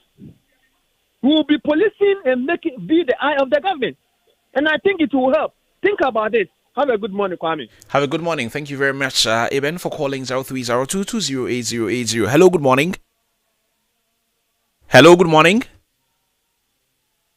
Okay, I can't seem to hear this caller, but you can also try 0302208080, 0302208080. Hello, good morning. Hello, good morning, Mr. Kwame. Yes, good morning. Your name and where you're calling from? Please, Mr. Kwame, my name is Eddie. I'm right here in Committee 19, please. Eddie, go ahead. The message I have for Honorable is that once in a while, we have put you in this position. So once in a while, they should visit our communities and see the challenges and the problem that we are facing on the ground right now due to heavy rainstorm June, July. Please, the ground is not good right now. The roads are terrible. The ghost towns, please. It is a ghost town right now. If you see somewhere, the whole place is messed up. Please, Honorable, we are begging you on our ground. Please, once in a while, pay a visit to us in these our communities and see our challenges so that we know that you are doing your work exactly. Please, thank you very much for this opportunity given me right now, Mr. Kwame. Thank you very much, Eddie, for calling 0302208080. Hello, good morning. Hello, good morning. Yes, good morning. Your name and where you're calling from? Yeah, my name is Seth. I'm calling from Ajekojo. Seth, go ahead. Yeah, Mr. Kwame, as you say, the town council, that was the name that we popular call them Tankasi. Now, if you look at the metropolitans and the municipal assembly, they just do it like a zonal council. And if you come my area, we have a Klagon and Ajekojo as a zone. Since they give the state the municipal status to Tema West, the Ajekojo and the Klagon zone, they couldn't create any this thing for them to know who is this thing there. As I'm speaking to you right now, we don't know who is the zonal council chairman. Because if that particular zonal council is working effectively, all the about 10 committee members plus the 2 assemblymen, we can do collaboration because some of us, we voluntarily ourselves want to help them, to arrange them to know much about it. Every blessed day, if you see me, I work on the young men to check what is going. If I meet them, I was talking there, they were frustrated. And the assemblymen and the women, the 2 of them, Klagon and Ajekojo, they are all my close friends, but I don't know what is going. I want the MC, if he's listening to me this morning, they have to make something about it. Because Friday, the president declared that we have to do a sanitation something carefully. If they don't do this properly, we will rise against them and then they will see their downfall. Thank you. Thank you very much, Seth, for calling from Ajekojo. 0302208080, 0302208080. Give me a call and share your thoughts with me. Hello, good morning. Wow, Kwame. This morning, I salute you. Thank you, Papa. I salute you. Charlie, run down from, what do you call it, Wilkinson's time up to the air. Adamasaman case. The history behind and all these things. Charlie, I salute you. But all said and done, to be frank with you, we set them after the MP there. You might think it's not working. The guy has a timetable for all the areas. You know, one cannot just be at one place. One cannot just be in one, what do you call it, divide himself into so many parts to be seen at a particular place at a particular time that they are expecting him to be seen. I get what I'm trying to say. He has a timetable. I know set them very, very, very, and I'm not, you know me, I don't defend anyhow. I get my point. So gradually, those who are saying that they haven't seen them, you'll be seen. I get my point. He'll be safe because we want to retain that seat. We know the accounts are many there, and you said it right that people vote on tribal lands sometimes, But this time around, the work of them will let him be retained. Let's talk about this, or what do you call it, this flood issue. You remember on the MPP, they gave a $65 million flood protection something on the MPP. That money was diverted to so-called COVID funds. And we heard that allegedly they use it internally for their party issues. You remember that, what do you call it, one woman who was on the ticket of MPP. He said they were sharing the money to them. And then when you add the $45 million, what do you call it, or not doing something that got missing to on the MPP, you realize that MPP really didn't help this country, my brother. And good one, let's applaud the president for introducing this, reintroducing the weekly, what do you call it, weekly, the cleaning exercise. That is for Friday and Saturday. Friday and Saturday. So just this Friday and Saturday, or not every Friday and Saturday. Oh, but we will urge the president to maybe add more days to it. More of them. Maybe if we can do it monthly or so, it will be better. But all said and done, MPP really cost us havoc. $65 million and then $45 million all vanish. Oh, no. The government of the day should look out for those perpetrators. Okay, Papa, I hear you. Thank you very much for calling. 0302208080. Hello, good morning. Good morning, Kwame. How are you doing? I'm doing well, Mensa. Yourself? By grace. Fantastic. Go ahead. Kwame, they say a journey of 1,000 miles starts with a step. I love the initiative, but I want the president to go a bit further by allocating funds in this coming budget for the Sama or the Town Council people. Kwame, when I was growing up in the mountainous village of Adaklu, they check everything in our environment, the Town Council people, including your drinking water. So you dare not. But now look at the indiscipline that has engulfed us, and our politicians are using it to make money out of us. Mahama should allocate funds for the tankers under the Ministry of Health. Then we know he is serious. As for Mataiko Asienya, Kwame, we are submerging under the water. The contractor that they've given the contract to run away, and I am using this platform for Abuja to listen to me, my brother Abuja from Adakulu. Come to Mataiko Asienya and fix our road. The gutters are not done and the contractor ran away. Why are we using millions to dig a hole for God while we cannot create gutter for our waters to flow? Kwame, research and check where the black man is coming from. Good morning. Good morning. Mensa always sees it as it is. Hello, good morning. Hello, good morning. Good morning. Yes, good morning. Your name and where you're calling from? Good morning. Hello. Hello, good morning, Kwame. Yes, good morning. Your name and where you're calling from? My name is Randy from Madina. Randy, if you could speak up a bit for me. Thank you. Okay. Kwame, please, I want to ask you, Alajo, are they having MP or any assemblyman there?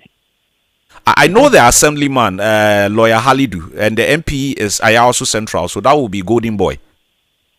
So after the rain, after the storm, whatever, the waste are still on the road, flying all over around the gutter. The boats, everything basically is going back to the gutter.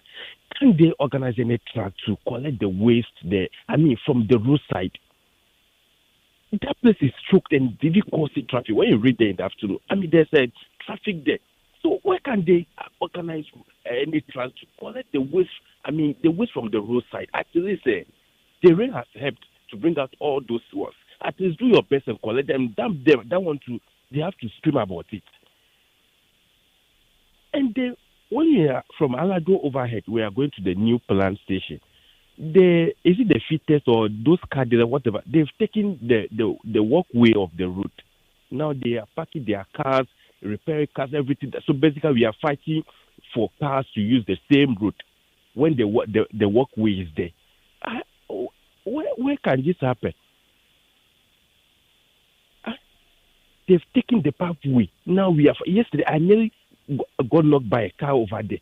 So basically, everybody have to use the road, both cars and humans, animals, everybody, the main route. Once the walkway is being, loaded with cars and other things, where are we going? Good morning. Good morning. Where are we going? 0302208080. Hello, good morning. Good morning, Kwame. Yes, good morning. Your name and where you're calling from? Kwame, this is Frederick from Tema. Fred, go ahead.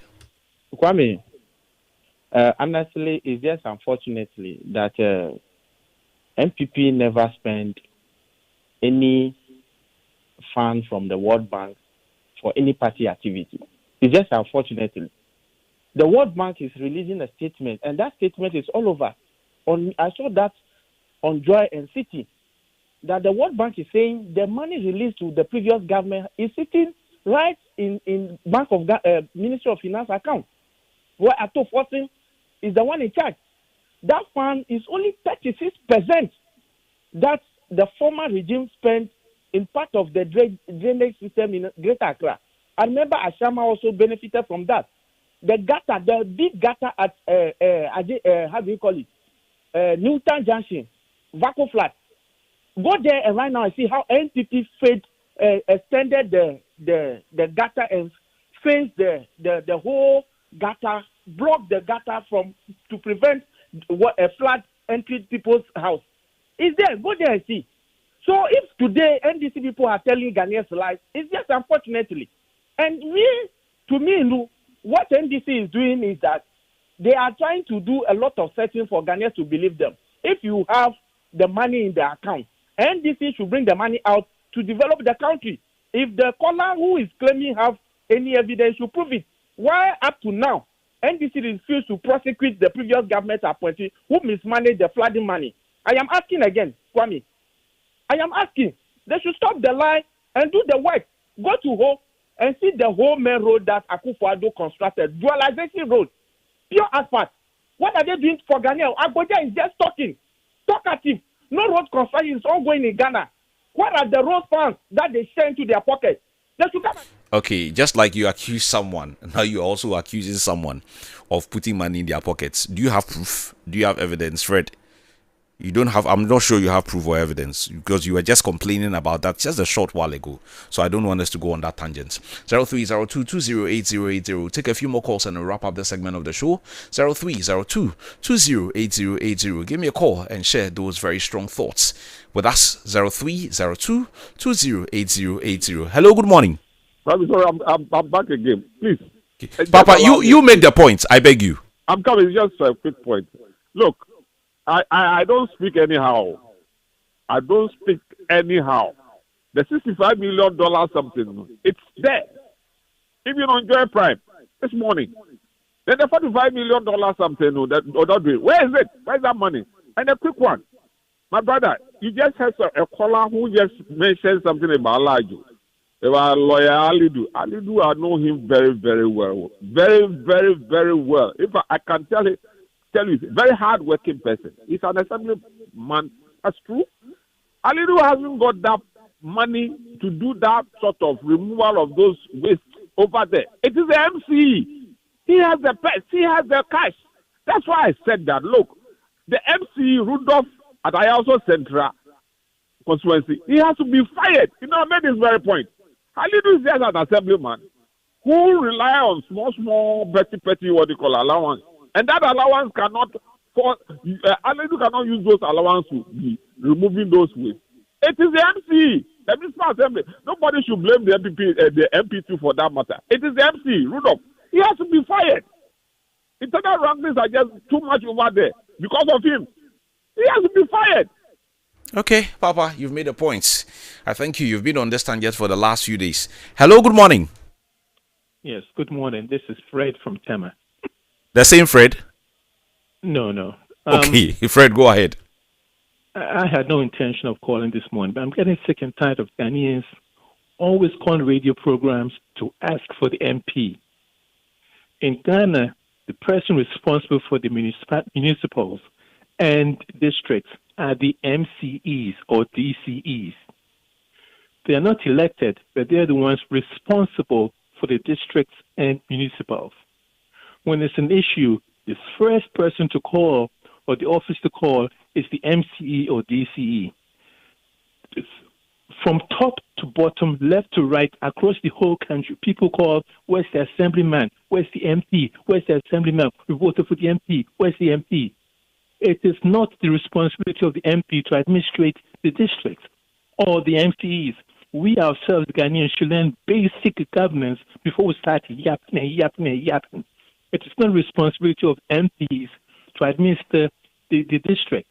Their function is in government, is at Parliament to pass legislation for the country, to legislation, international legislation, and so forth. They are legislators. They are not administrators of the local district and assemblies.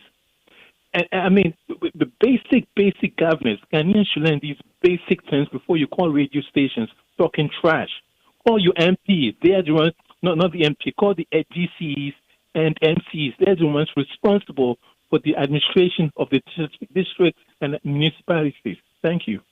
Okay, I can understand your frustration, but this is the thing. These same people, when they want to be members of parliament, go around promising heaven. So once they come into office, the locals are expectant. Ideally, that's the job of the MCE, the Metro, the Mayor, the DCE. Yes, we know on paper that is what it's supposed to be. But these guys, when they want to be members of parliament, promise heaven. So when they come in and they are not, fulfilling their promises, then they also bear the brunt of the attack. So unfortunately, Fred, it is what it is, sadly, but that's the case. Hello, good morning. Oh, I lost this caller. Try. Hello, good morning. Hello, good morning, Kwame. Babs, go ahead. Kwame. I'm coming. Okay, Kwame. Yes, sir. First of all, they said we Ghanaians we forget, but not all of us.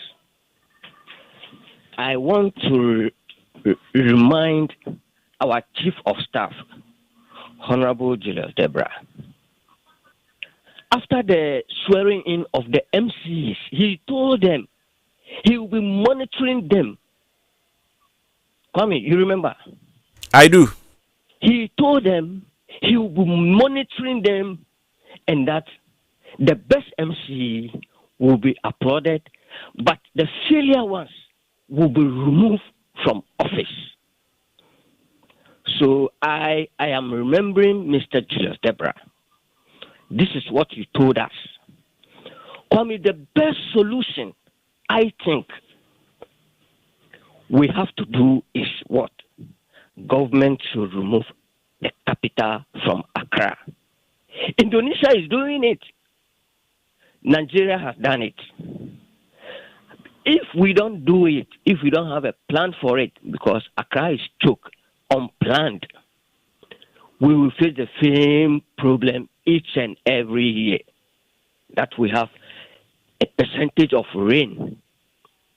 We will face the same problem. We should move the capital from Accra. We should plan. We can do it. Indonesia is doing it right now.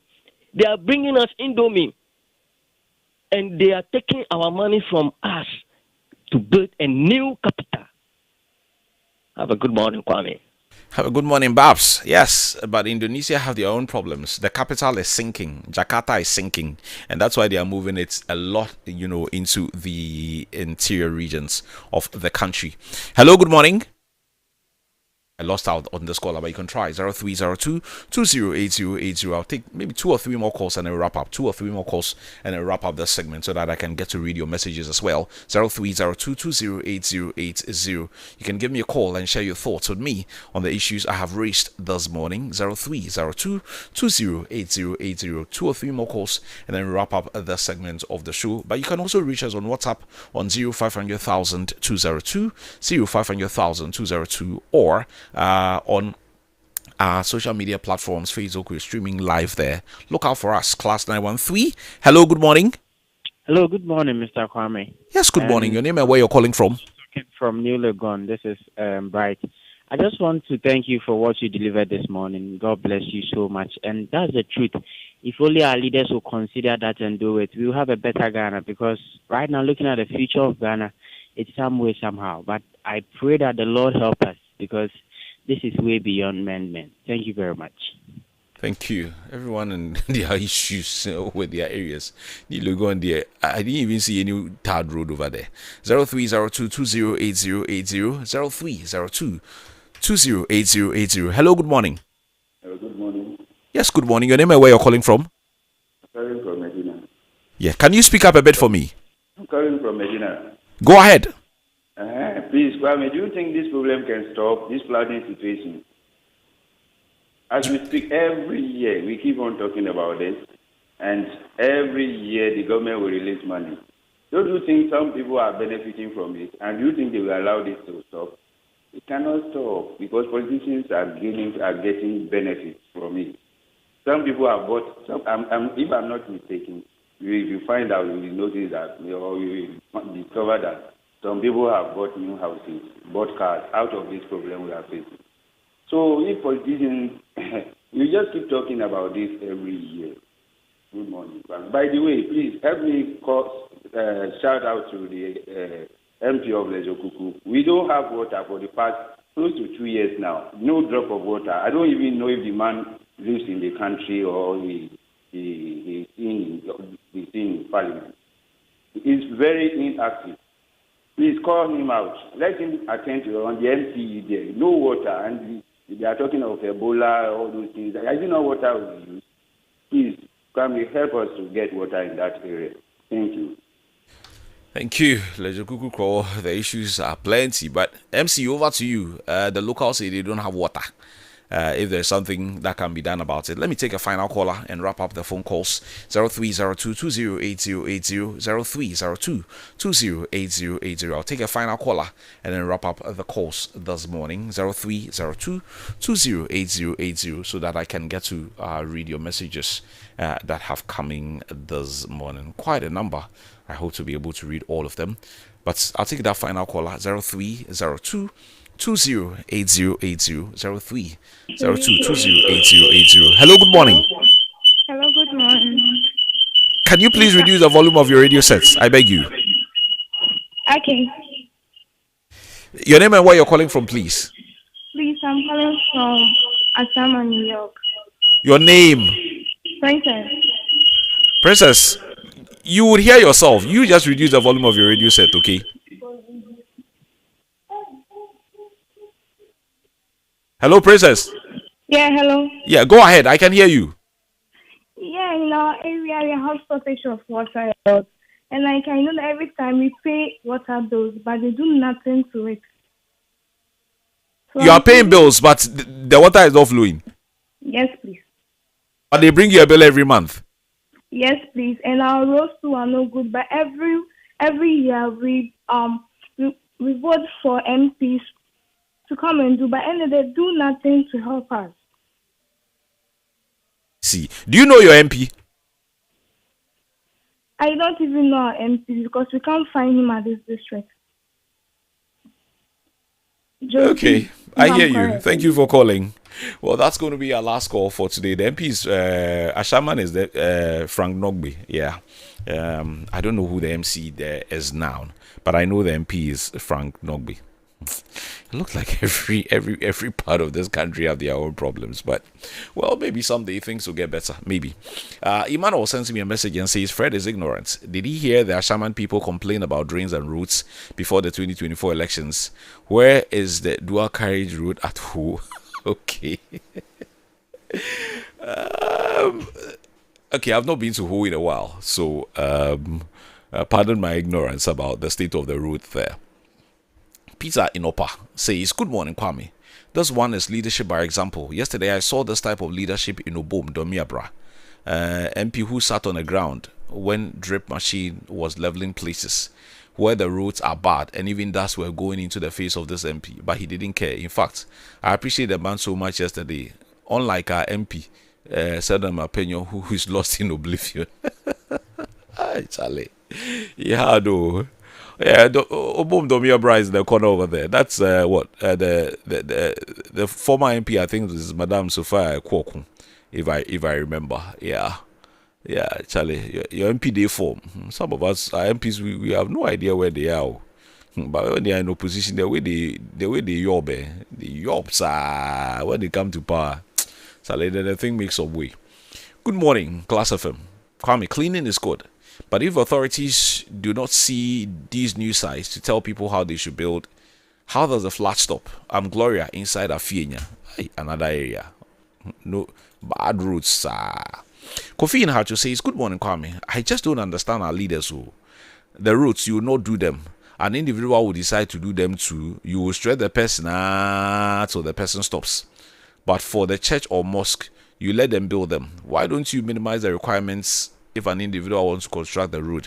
Kofi Inhacho. Yeah, Kofi, I remember this conversation because of what happened with Victory Bible Church International. I remember they wanted to do something to celebrate their anniversary or so around the Awushi Banyard area. The wahala they had with the local authorities there, it wasn't easy.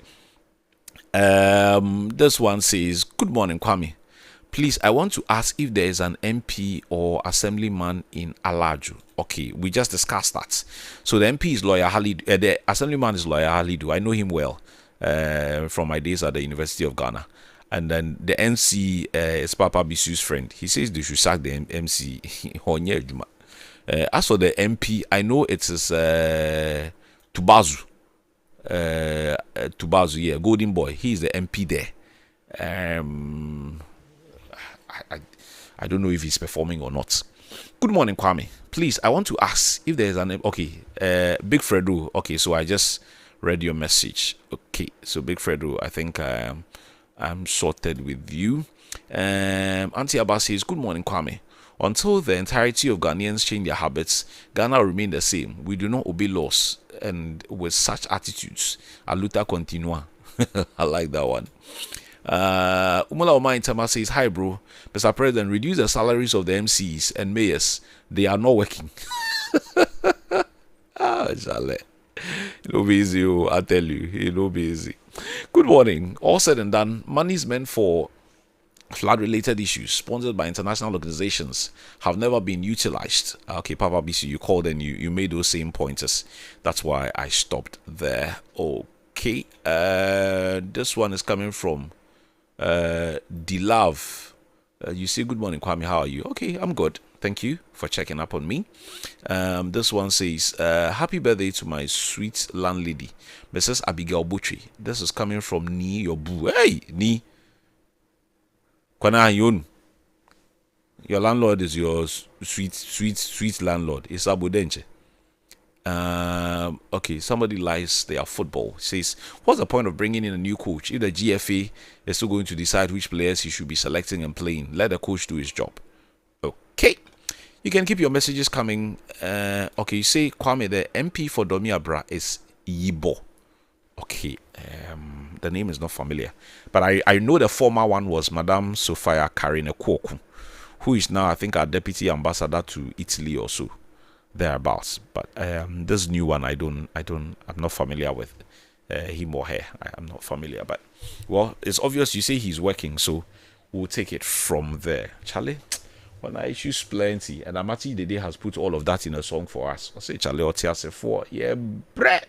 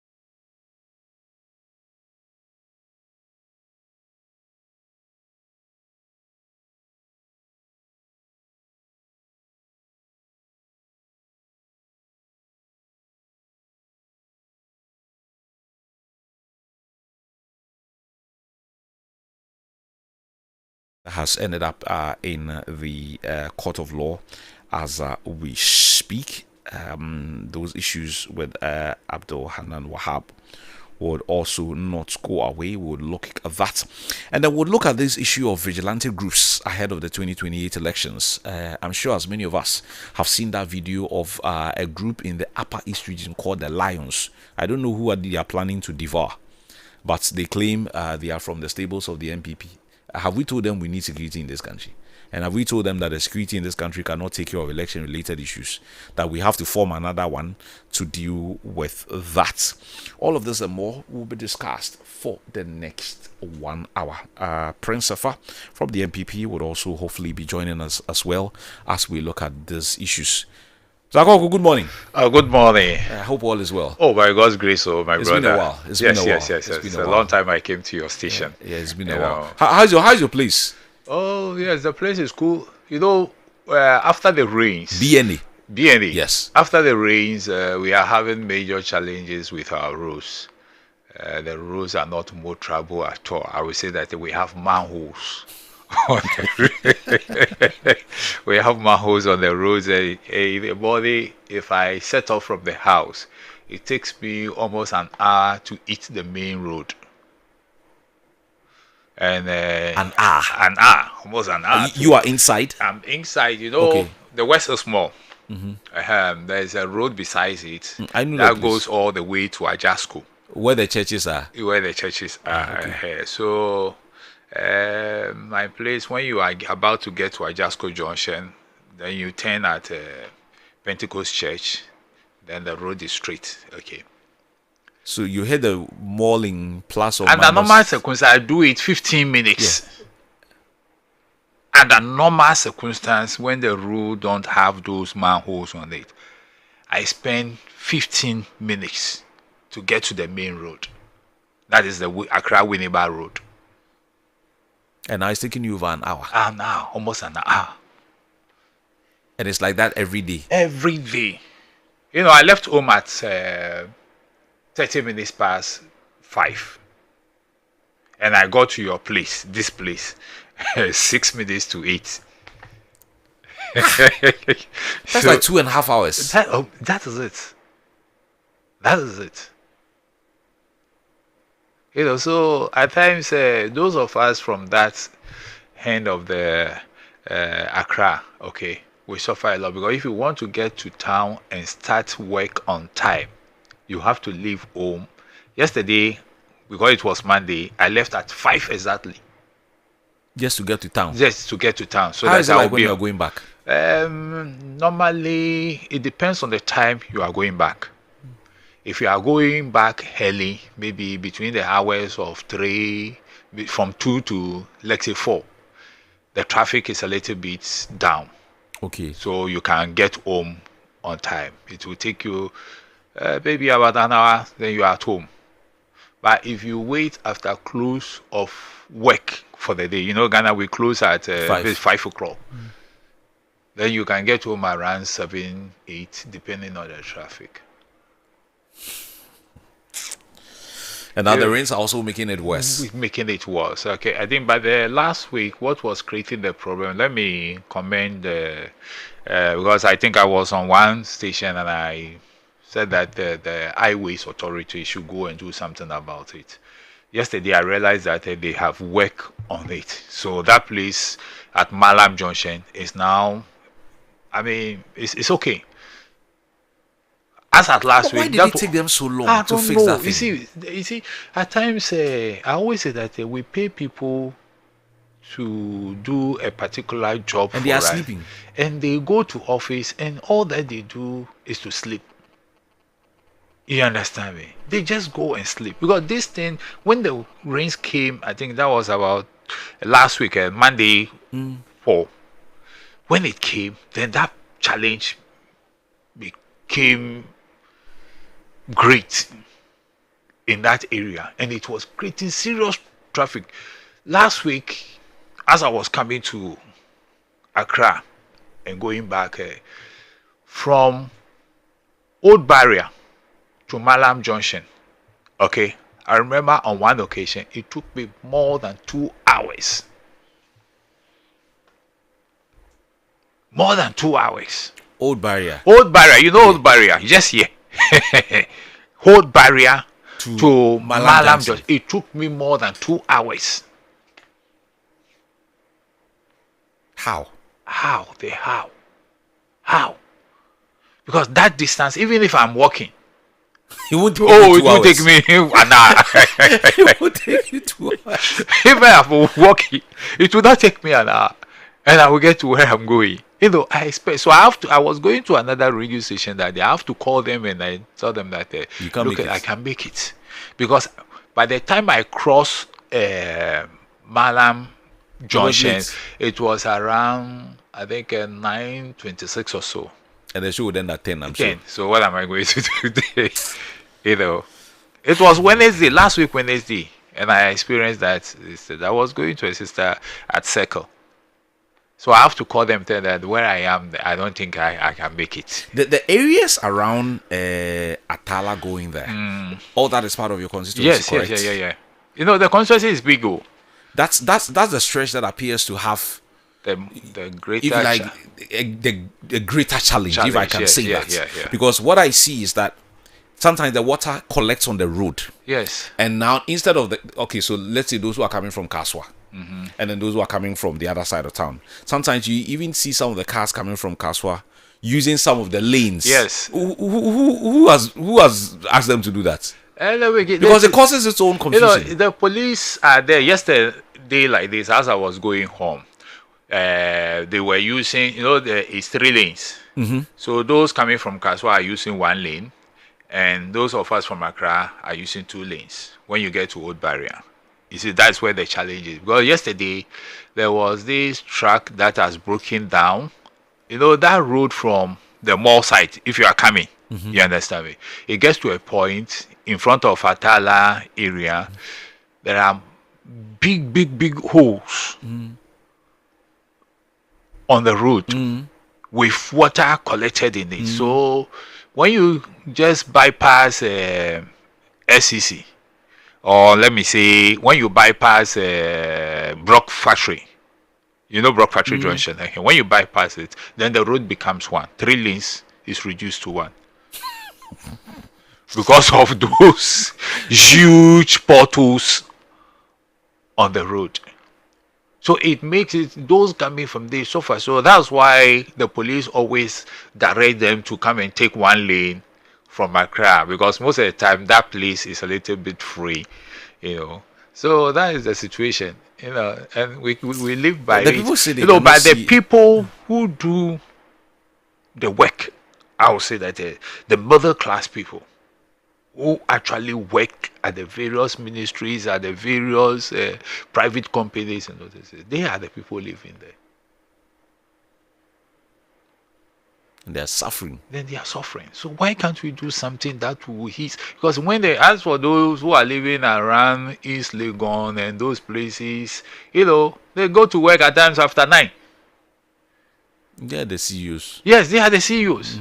You understand? But the middle class people, we live in Siberia, and we hustle just to get you hustle to get to town. By the time you get it, I said yesterday when I left home at 5, by the time I get to the roadside, people have already woken up and they are standing by. Plenty. At times when I say I want to give sleep, they say, if I stop, how many people can I pick? How many people can I pick? And I don't want the situation to look as if I'm being selective. Yeah. So it's a big challenge. It's a very, very big challenge. Those How of us the MC and the MP doing there? Because we get a lot of calls from all of these areas. So that area, is it Gan South? Yeah, that is Gan South. Yeah. But we get a lot of calls from that stretch. MP missing in action, MC missing in action. You are familiar with them. Is that the case there?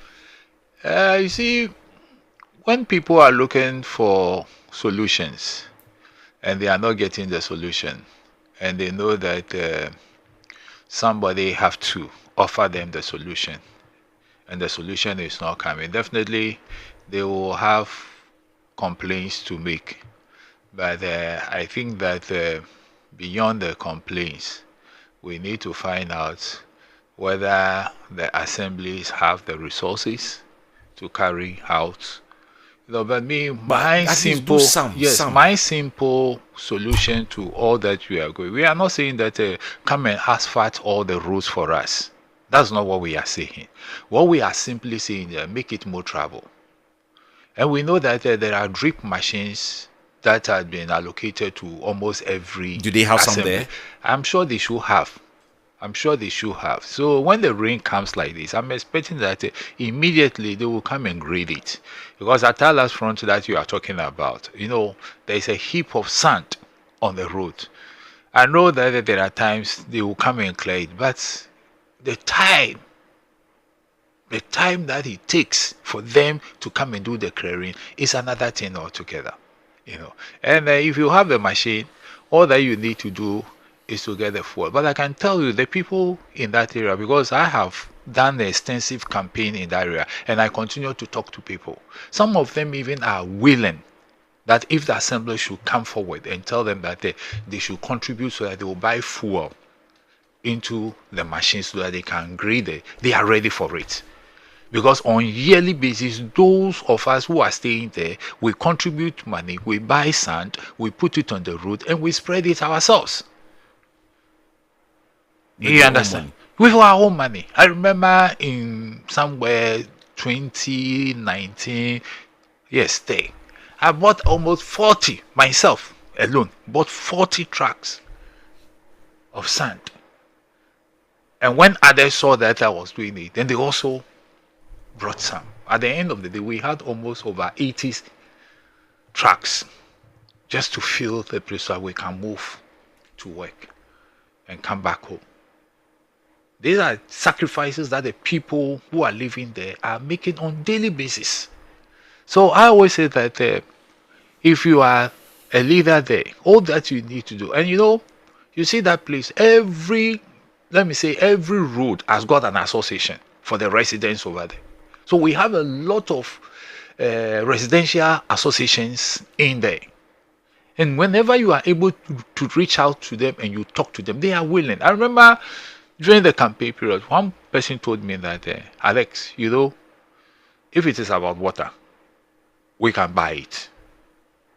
If it's about electricity, we can buy generators or fix solar panels and get electricity. But road, where are we going to buy it from? That's what they told me. They said, roads, where are we going to buy it from? And it's also quite expensive. It's quite expensive. But they are saying that if you can even make it more, because they know that the government cannot have all the resources to fix all their roads within the shortest possible time. But we have sand. And most of these sand that they are using to fill roads that they are constructing in Accra comes from that area. That is where people come and mine the sand. You understand? So if we have the resources, can't we use it for our own benefit? These are serious challenges that I believe that we should be looking at and be solving, because the drip is there. At least, if for nothing at all, just come and grade it. Let people, at least that will increase the travel, or it will reduce the traveling time on that stretch. I use Tuba on Monday, Tuba Road, for some time now. I don't use that stretch. Good. One of my colleagues lives there. It's no good. It's not good at all. It's not good at all. And there are structures opposite Stockwell School that are not supposed to be there. Are not supposed to be there, because just behind those structures we have the canal. So if the structures are not there, when the water falls and it descends from the mountains, it will go into the canal and it will get to places where even they can use it to do their farms. But they are there. They are there. And nobody's saying anything. Nobody is saying anything. I've called him since I saw that. I have called him several times. He's not picking the call. He has not returned my call too. But hey, some of us, we believe in the work that we are doing on the grounds for the party. And we we will are the same people who will go out there to campaign. And I always tell people that if one person's behavior is going to cause us a lot of challenges in the future, then we should be able, yes, we belong to the same party, we should be able to deal with people. Because I believe in, they say that the NDC, as a political party that has brought this, His Excellency John Dramani Mahama administration, is huge. And all of us cannot be given appointment at the same time. But when you are tried and you are not giving your best, so that collectively all of us will feel very proud and walk chest out in our various communities, then we should push you aside and get another person. Sort of helping out at the local level. Yesterday we saw the communication from Jubilee House concerning the cleaning exercise. Okay, so we cleaned for 1 or 2 days to deseal the drains and all of that. And then what? Yeah, I don't believe in just 1 day exercise. I have always, when it comes to these sanitation issues that we have in this country, I have always said that we should have a well-structured way of dealing with it. Yes, for now, our gutters are choked with a lot of silt. How do we clear it? I think by clearing it, it shouldn't be just like we use shovels and go and collect the sand, dump it by the roadside, then off we go. Well, the rain will still come again, and when it comes, it will wash it back into the gutters. So as we clear, so that if the water comes, they will find a way out. We should do that, but at the same time, what are we doing to make sure that the sand that collects in the gutters will not come back? It's also very important. So yes, it's good that we are setting a day, I think a day or two, to clear the aftermath of the rains. But what are we going to make sure that we put in place? I don't see the need that government should always spend money to go and do those exercises. Because every household has, if you have a gutter in front of you, it is your responsibility to ensure that that gutter is clean. No sand, no refuse dumps, nothing in it. It is only water that is passing through it. If we should enforce, because I know it's in the bylaws of the assemblies, if they should enforce that law, my brother, there wouldn't be a day that you see those things in our gutters. Honorable, you are a traveled person, you are an exposed person. In your travels and in your exposure, do you see open drains in London? These are things that you hardly see. When you are even walking there, you think that they don't even have drains in there. Why are we still building the drains like the way we do them in 2026 in Ghana? Yeah, that is please help me understand. I don't understand. That is a big challenge. And if we really want to do that, I mean, to have the drains, the underground drains, the big ones with sink covers in various places that, Ghana started like that. Then what happened? I don't know. Along the line, then we started doing things in a reverse way. It's like the nation is rather reversing instead of us going forward. Because we will do beautiful things, but because of lack of maintenance, we don't have that maintenance culture. At the end of the day, what we started so beautiful becomes so ugly. And that is how we have run this country for a very long. But like you are saying, we need to create drains that are covered. But you and I also know that the citizens have a certain bad attitude, very bad one.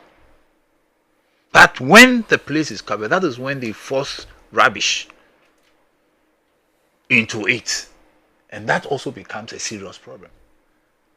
So I have always said that the reset that we are talking about should not be a reset of institutions and research of certain things within the country. We should reset our mind. We should reset our mind too. So there should be, let me say, a conscious effort from authority that we are going to reset the minds of Ghanaians, so that the things that we are talking about becomes easier for us to implement.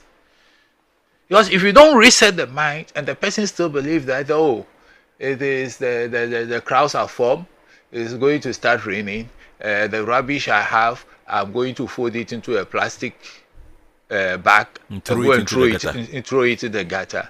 Even if you do that in a grand distance, it will be choke. I remember, from Obechebi roundabout there, now Obechebi interchange. You know that there is a very big gutter under the street.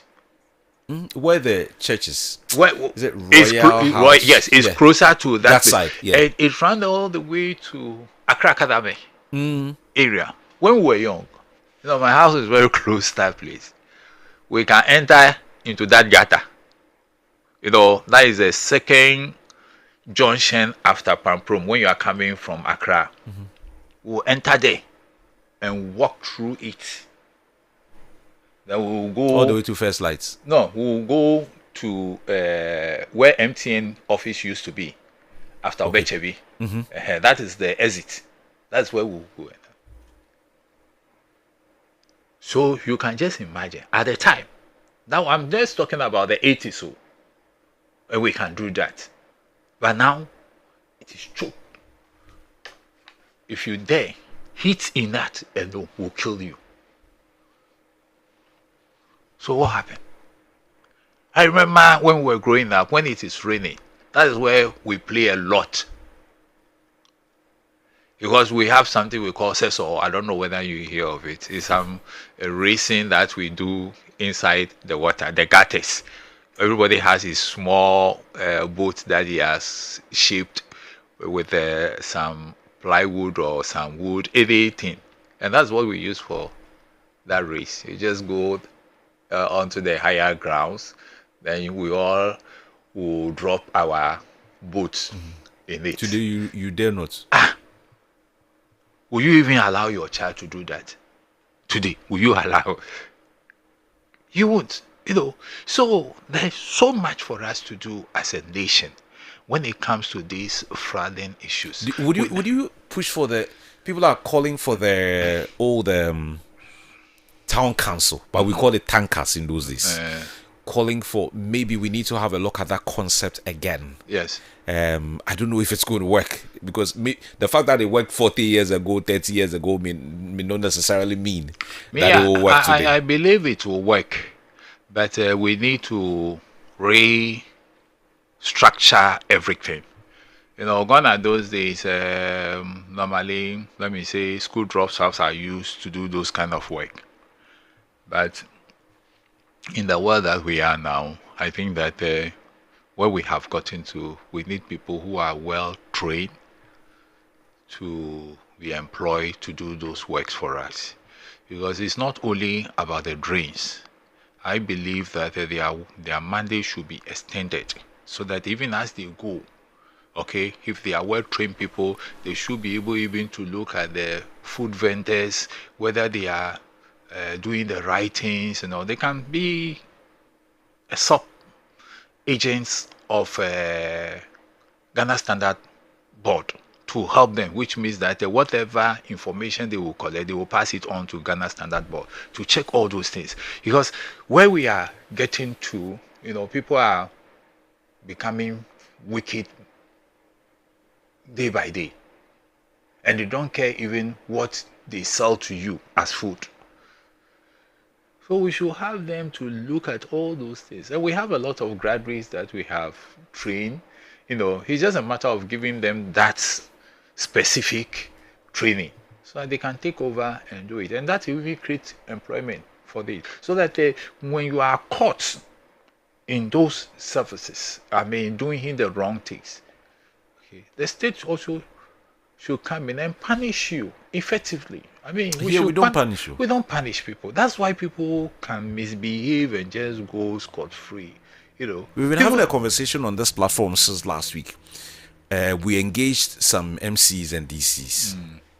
And there was a very worrying one we had with the MC of Wage Agbawi. He's an MC there. He's a representative of the president. You have the power to act. You have the power to sanction. If you leave the people to think that, oh, this is right and this is wrong, they'll keep misbehaving. So if the sanctioning regimes are not there, nothing would happen. People are building in waterways. People are dumping rubbish anywhere. He was complaining of the landfill sites in his area. Last week, there was a very sad story. Over 2,000 Aboboyas had packed over there, trying to empty. And he said he won't allow that because that place is even illegal in the first place. Act. Like, can you act? Don't give license to people to build anywhere. Just act. But what do we see? It's like people are able to do anything and get away with it. Why can't we punish people? Why? They say it's you, the big man. When we try to punish somebody, then you call and you threaten the MC. If like sack that person, you lose your job. That's what you people do. You see, that is it could be one of the factors, but that is not the main reasons why people are not punished. I believe that as a nation, there are certain things we don't have to play politics with. And there are certain things too we don't have to allow chieftaincy to come in. There are certain things that we don't have to allow any unseen hand, to come into it. Here in Ghana. I think we should get to that stage, so that state institutions that have been empowered to deal with those situations can deal with it effectively.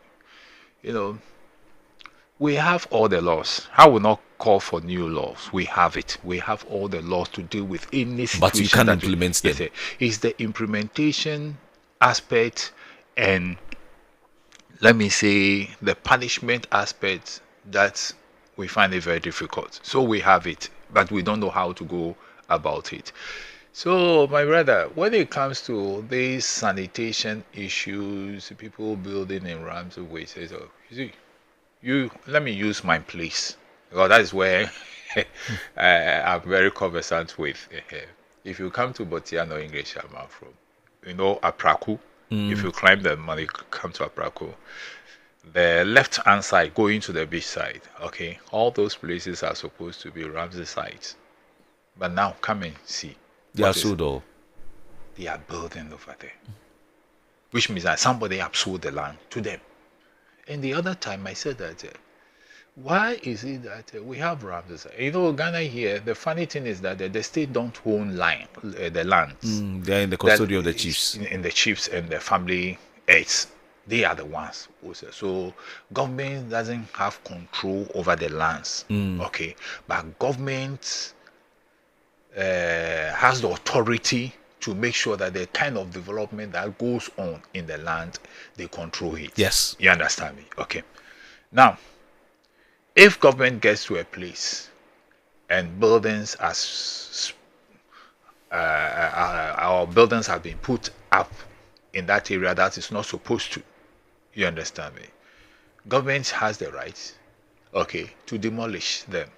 But I'm saying that we should not just do the demolition. We should do arrest too. And who are the people that I'm calling for the arrest? The chiefs. The chiefs who sold that land. Let's start arresting them and let's start prosecuting them. After we have done the demolition, we will come for you. If you are the one who sold the land, we will come for you, arrest you, take you to court, and put you before court. And let the court find you guilty. If we do 1, 2, we'll bring sanity. What about the buyer? The buyer has already been punished by demolition his or her property. You've already punished that person. Because it's not in Accra, how much it costs to own a piece of land. You understand me? And let alone to put up a building. That is huge sums of money. So if we are punishing the buyer, the one who sold it, what are we doing to the person? So it's an area that we need to look at and make sure that we punish them. And their punishment even should be more higher than the one who purchased it. So that it will serve as a deterrent. What about when the building starts? Mm-hmm. Everybody can see because we are all not blind. Yeah. Then you see stop work, produce permits in very clear and bold writings. Let's say the building was at, just for the purpose of this conversation, let's say at foundation level, and you saw stop work. Then the next time you pass there, a building is not like a phone. 2 weeks later, you pass there, now it is going up. Yeah. It is still stop work, produce permit too. Then we'll sit there, then the whole house is completed. That one falls under corruption. That incident that you have just narrated falls under corruption. That tells you that the people that we have employed as a nation to do this kind of monitoring for us and make sure that people don't build at wrong places and so on are not doing their work. And I have always said that if you employ and you are not getting the needed results, what do? You sack them. Simple. This is what it has started to do. I'll even tell my church members, if I employ you and I'm working with you, yes, we are all in the same church. If you don't do the right thing, I will sack you. That's why it's not negotiable. I will sack you. But when I see you in the church and you have needs, okay, and I have the means to help you, I will do it. But I will not allow you to sit in my company and destroy the company so that me and you, all of us, will be beggars. I will never allow that.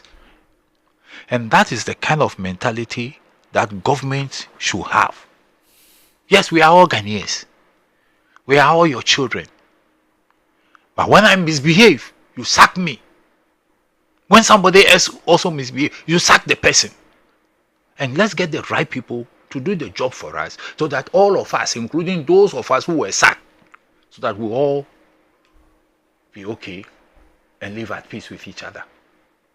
You understand? So that aspect, I've said that, we have task force that goes around on daily basis, checking the environment and making sure that people are not building at the wrong, or people who are building have the requisite permits and all those things.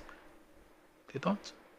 When they go, their motive is to collect money from whoever is doing the development. And once that is done, then they themselves will advise you, go and write it on it. Stop work. That is what we're hearing. Yes, now. That's what they do. Stop work. That these days the stop work produce permit is not done by the local assembly. It is done by the owner of the property. They write it because they are in connivance with the authority. So when they write it, they also come and find, they take their share and they go on. Because when I have not written, it's not the authority that wrote that stop work and produce permit, and you are working there and we are passing by. Don't we have the authority to deal with you? They have. But they will not do it because they are also accomplices. Finally on this, at what point so let's say where you live, there is a clear case of, let's say, a building on a waterway, something like that. Let's say in your neighborhood you're about, let's say, 1,000 residents, something like that. And that particular building, because it is in a waterway, is causing flooding in the community. You were expecting the local authority to act, they are not acting. At what point can the citizens come in and say, we can't suffer because of that one person, that one organization, that one whatever? We would do what we have to do. And that one too, that is where the law comes in. The law is against taking the law into your hands. But you are suffering. But you are suffering. You understand? So where do we draw the line? So at the end of the day, the citizens, those of us who are living within that environment, we will also know, because if we are suffering, it means that our health is also at risk, isn't it? So what can we also do is to make sure that all those things, and that is why the assemblies are there. You get the whole picture. That is why the assemblies are there, so that people will not take the laws into their hands. So if there is a problem going on, and we have come to you, and we have narrated the problems to you, we've told you that this thing. I remember Empire Cement. Where you see Empire Cement, where it is built, that's supposed to be a Ramsey site, but a chief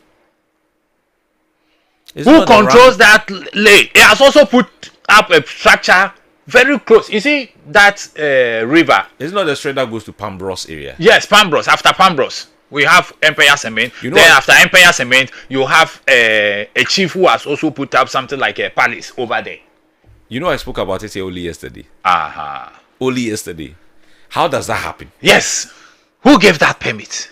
For a cement factory. For a cement to be built. So, can you imagine the people who are buying salt from Pambros? Can you imagine what we are consuming? That is it. And nobody cares. No, but they don't care. You see, you see, at times, it's not that some of us, we always want to do politics with certain things. You understand me? Because this thing was given, that the approval was given to this company to come and set up the factory, okay, in the administration that just passed. You understand me? Quickly, residents started protesting. I remember. Yes. The McCarthy U people. Yes, they started protesting. Yeah. But what happened? Who listened to their protests? They don't care. You understand me? And I'm expecting that with this new administration, like they should take at times there are certain things you need to, because you can't go to China and go and put up a factory anywhere. They won't allow you. If you are putting out factory, you should do the right thing, get a land at the right place and put up your factory. But yes, we agree that when the people put up the factory, they will employ Ghanaians. Yes, but that should not be at our expense. You understand me? That should not be. It shouldn't be at all. So some of these things we need to look at it. And when that burden was put up, it encouraged others to come in. So you go behind them and you see the structures that are going up over there. Now people are building there. Yeah, people are building. And that thing, if you are coming in front of them, there's a river that joins the Densu. There's a river. Now that river, they put coverts under it and they have filled it. And a lot of people along that stretch have done same. I'm expecting that the assembly will go and excavate all those things that have been done. And if that river is allowed to flow, the water that was collected at Malam Junction under the bypass, that would not have happened, because the water will get a place to flow all the way to the Densu River. These are serious issues, my brother. So we, as a nation, I always say that, we should try, because there are future generations who are coming in. You understand me? At least my children will come, my grandchildren will come, my great-great-grandchildren will come. But what environment are we living for them? It's a question that we all need to answer. They come and meet this buga environment. It's not they would good. also do what it's they like. Not good. Let me take some messages and then we'll move on to other issues as well. Good morning, Kwame. I think community policing, which encompasses various aspects of our lives, will be much more effective than the Saman concepts. We have, for instance, seen increases of kidnapping and rape among others, which must be nipped in the bud urgently. And this can be dealt with thorough community policing. Davidson sends does one. Kwame, tell the MCs, DCs, or whoever is responsible for the street lights that if they won't fix them, they should at least come and repaint the faded road markings for us. They are all gone. Road markings, they are gone. No, you even see them. Kwame, this order from the presidency, I hope soldiers do not cane people on Friday to go clean up because it is a working day and not a holiday. But cleaning is not an event. Many MCs and DCs are clueless. My dad was an MC. Hey! Ima, so you may be my brother. Oh. I need to follow up. Your dad was MC in Asante Mampo. That is my hometown. Oh. Ima, are you my brother? I need to find you. Takrade and Kofodia. And you say those days civil servants were appointed as DC and MC without Assembly's common fund and only levies and tolls, but yet they did a lot. These political MCs and DCs are mostly clueless, and I'll give you examples. An MC in Kofodia wanted to turn a Jackson Park into shops, and he took the Drabinhini to redirect, and now it is a modern park. An MC during the COVID pandemic thought it was wise to block parts of the Kutua Champon Highway from King Solomon to Bechim to curb the spread of the pandemic for an hour, and that was a solution to the pandemic. My father, I know, will be turning in his grave because he was training these assembly people under an EU project, even in retirements. Oh, Ima, and yeah, easy, but God day. Anyway, let's move on to other issues as well. I mean, because you mentioned things to do with corruption and all of that. This issue concerning the former Buffer Stock CEO, the legalities have started springing up. Yes, he was given the right to exit, but then I've seen people raising concerns about what if he goes and becomes another Ofuriata on us. Mm-hmm. And in this case, there's been allegations that he was trying to access a frozen fund, which was also not proper. I'm not a lawyer, so I will be very careful with my questions. Are you in the law school? No. I thought you were in the law school. No. I don't know. I've never been enthused about that profession. Respectfully. Yeah. I prefer... I want to teach. Okay. I love teaching. So I am on that line. Yes, okay. And the law, I put it to you things...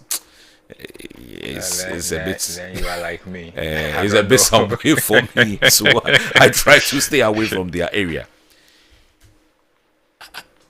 Why have we even gotten here in the first place, where we have people ending up with political offices? In no time, they own the world. Mm-hmm. If you take a list of the things that are alleged to be owned by this individual. And the last time I checked, I'm not saying it has anything to do with his age. Yeah. He was not even up to 40 when he got their job as CEO of Buffer Stock. And within a couple of years, he owns Ghana. Houses everywhere, $1 million mansions, $1 million hotels, crazy watches. What is this insatiable desire for anybody who finds his way to political office wanting to own the world? Why? You see, if I'm to trace the reason why people get corrupted in politics, it goes all the way down, and it will get to the grassroots people, the ordinary people.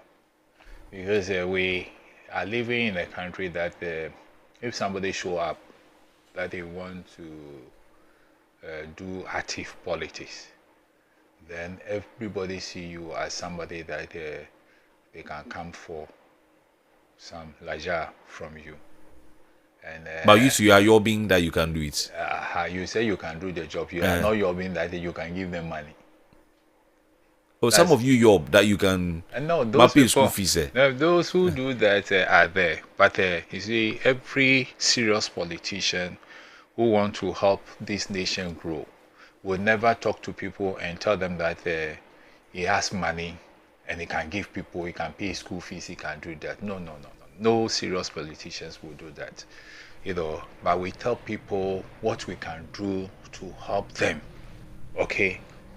Develop themselves, but some of us too are into it, like you said, because they know that this is a challenge. The people wants money, so let me find my way into it and to amass wealth from the state coffers and use it to do whatever they are. And what they steal and what they give you, if you compare, you realize that it's a peanut.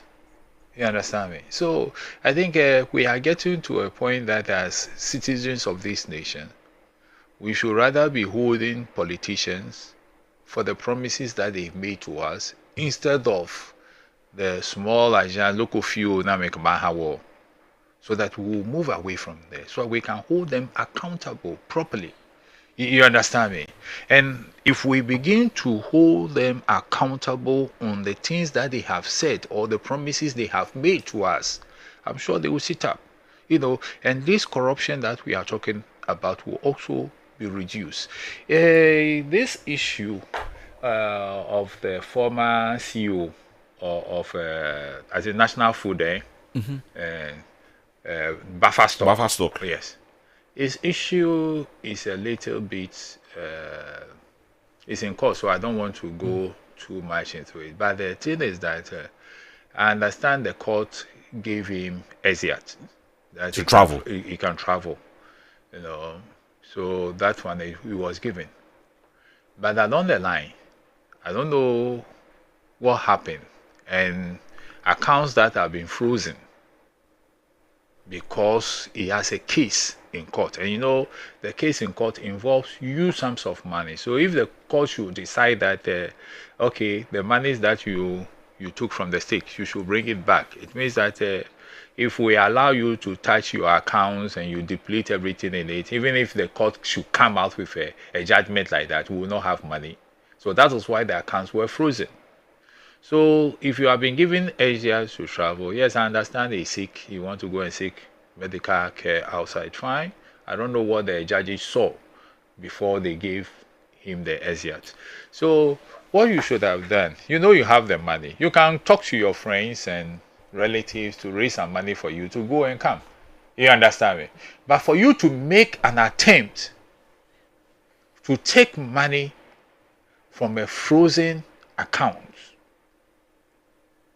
then that is criminal. For the purposes of our listeners, what is a frozen account? A frozen account simply means that your account that you have, your personal account, okay, or your business account that belongs to you, and it has been established that it belongs to you. They are simply saying that because you have a case to answer, you cannot touch the money in that account. Not that your money has been taken away from you. It's there. Everything is in your name. But a court has ordered that you cannot take a penny out of your own money that is in the bank. And the bank runs or manages it? Yes, the bank. As for everything is intact. The bank cannot take anything out. You yourself, you can't take anything out. So it is frozen for a period of time that your case is still pending. So for you to go behind and thinking that you can take some funds out of it, that is criminal. So my question is that despite the exit that you've been given, you understand me, you've been given exit, all right, that you can travel outside. But if you commit a crime before you travel, does it mean that you cannot be arrested? Hanan would not be somebody who would have been going to take 500 cedis. Mm-hmm. If you go to a bank and you want to withdraw even beyond a certain amount, you'd have to go into the bank and do the transaction there. Yeah. Whoever was helping him to access that money, is that person also not culpable? It is. If it is established. If it's established that somebody helped him or somebody was in the process of helping him to draw some money from his account, then that person can be held liable as well. You understand me? So I don't know why Godfred Odame, who has been in the seat of an attorney general of this country before, should come out and say that he's going to activate contempt of court. You understand? Process against the attorney general. I don't see. The question he should rather answer to us is that is Klein, did he make that attempt? That's what we're being told. Yes. Did he make that attempt? He should tell us. So there are certain things we shouldn't play politics with it. Me, I always tell people that I am an NDC person from day one. And anybody who knows me throughout my secondary days, all they say. I was in sixth form then when the party was formed. I have been with the party since.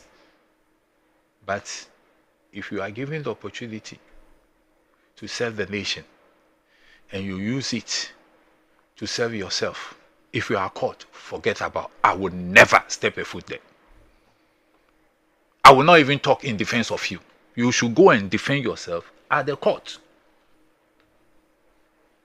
And I think that should be the mindset of every politician. But when they steal and they are caught, then they say, oh, they are prosecuting us. They are witch hunting us.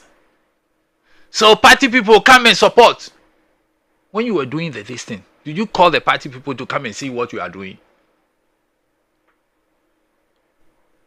And at times when they even get the position and they are stealing, they see you and they pretend as if nothing is going on. And they are also suffering like the way you are also suffering. So...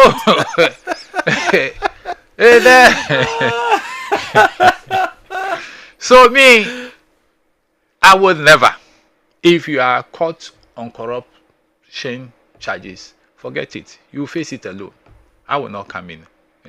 But if, let's say, the way I'm defending my party this morning, okay, I've been arrested for defending my party. That's why I will be the first person to be there. This thing also brings to the fore this whole conversation about systems. Elsewhere, when Mr. Akwoku became member of parliament or when he became a public official, we know you. National security keeps tabs on all of you people. We are told. Yeah. We know you. We know how much you have. You know how much you were earning and all of that. And then all of a sudden, we see $1 million passing through your accounts. But because your party is in power, everybody shuts up. We only get to see these things after you have exited. In the period when he was in office and all of these things were happening, nobody saw it. That is the sad aspect of our security systems that we have in the country. But like you are rightly saying, if everybody that is given appointment by government, national security do a thorough background check on everybody.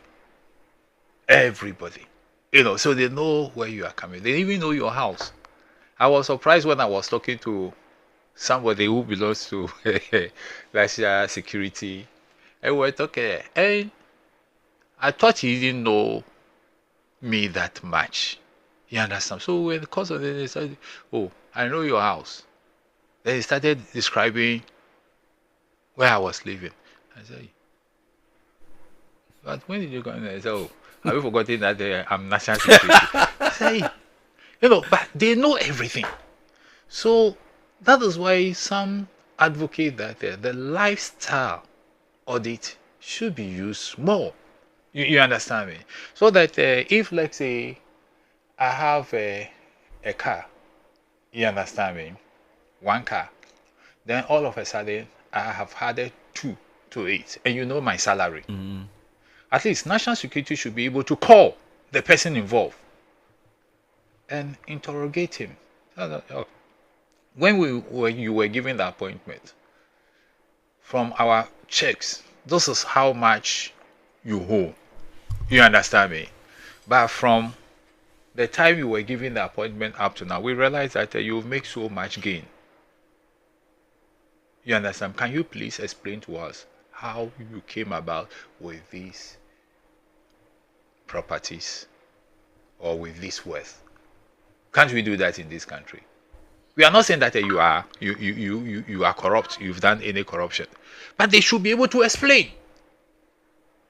And maybe when I came in, my salary, I use it for A, B, C, D. I enter into this business, and that is also giving me extra income. Explain. But we don't do that in this country. And we allow people to amass wealth, and we will not even ask questions as to how they came about with that wealth. We don't. We don't. All that we care is that, we are doing church harvest. We invited a person. He came and he gave us 20,000. He gave us 10,000. And we are happy. You understand me? Oh, my child was sick, and I went to him or her, and I told her about and he gave me something to go to hospital. That is all that we care. My child has admission, and I was struggling to get money to pay the fees, and I was not able. I went to him, and he gave me some money. I was able to pay the fees. So these are the things that are sticking in our mind. But also how he got the money to do the things that you are talking about. We don't want to know about it, And that is where at times when they are arrested, then their chiefs comes in to plead, their pastors comes in to plead. So that thing is true. It's true. It's true. Come and plead for what? For what? That's the question. Because the person has been cited or has been alleged to have squandered state money, and you are pleading. What are you saying? To plead that we should we should forgive him. We should let him go scot-free. He should not face the law. He should not be punished. I mean, that is the kind of state we are living. So corruption that we are seeing here, my brother, is a huge thing, and it's the lifestyle that we are talking about. Even putting the money in the accounts. Now, some of them don't even put it in the account. They put it in their house. Yes, because we heard that some people even bought polytanks, dug the ground in the house and stuffed the money in there. So there are so many things that are going, and I think we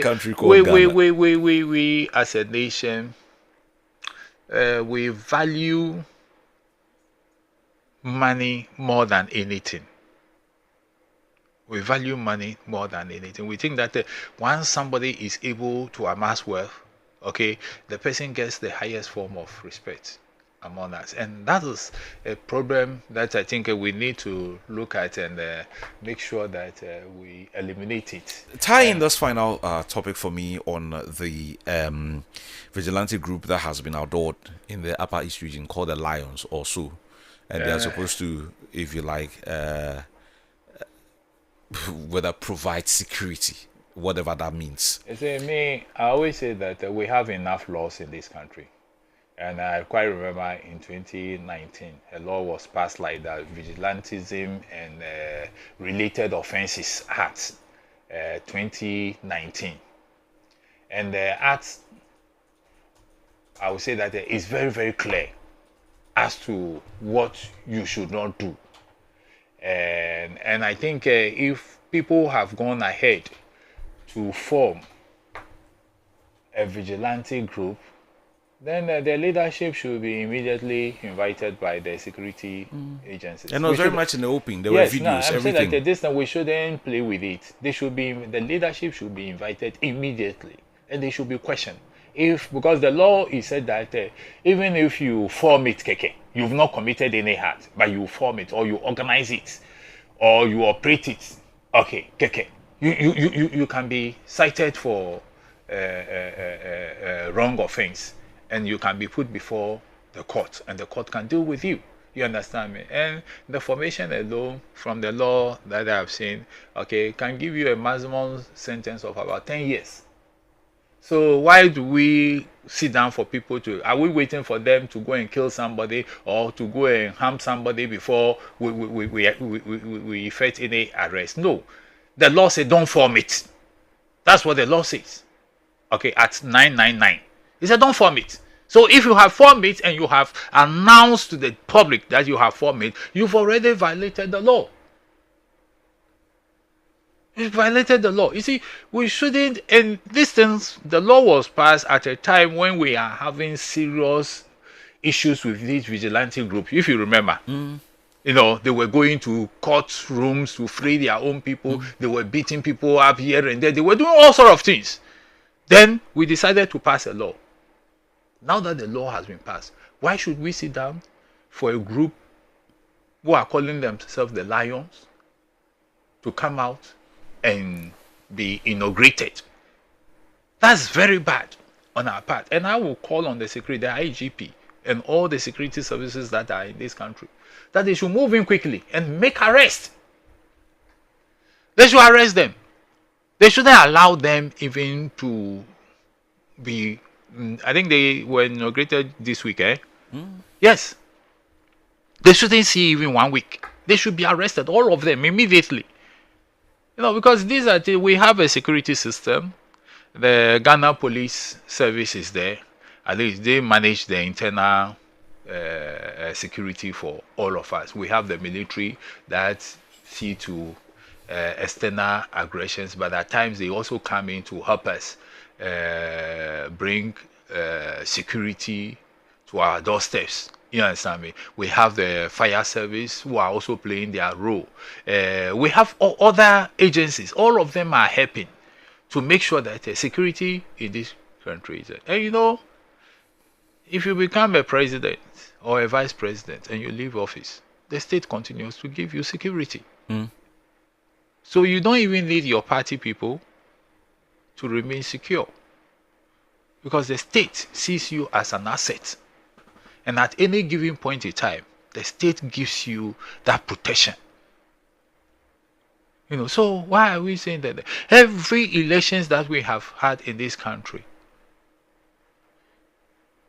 the elections are well protected? Even the citizenry, all of us make sure that our votes count.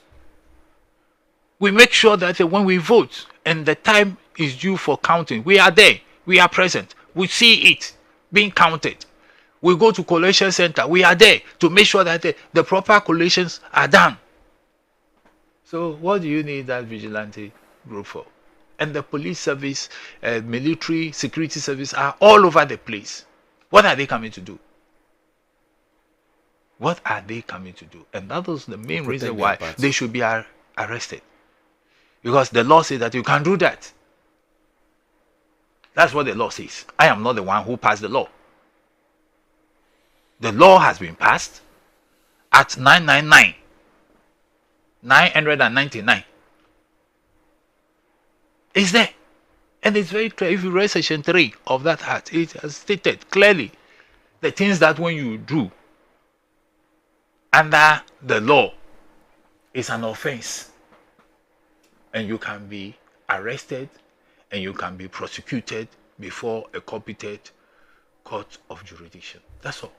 And it is very clear. Let me read some of the things. If you read section, I'm not reading the whole section, but I said that if you form, is that a person shall not directly or indirectly, form, organize, operate a vigilante group. Then two, he said that promote the formation, organization, operation, or activities of a vigilante group. So even if you promote the activities, you are also liable. You can be prosecuted. He said take part in the activities. So if the vigilante group is there and you participate in the activities, you can be arrested. You understand me? So there it's very clear. So who even inaugurated them?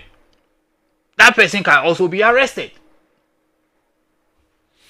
The law is very clear. So, my brother, this thing that we shouldn't play with it, because through some of these things, by the time you have other terrorist groups also coming in, claiming that they are vigilante groups, and they establish and because of this thing, you see, those people who are involved in the land guard groups, they are all vigilante groups, and that is the main reason why I said that when we pass law, not that we don't have the laws in this country, we pass the law, then we allow people to violate the laws that we have passed, and there's no punishment, there's no arrest, there's nothing.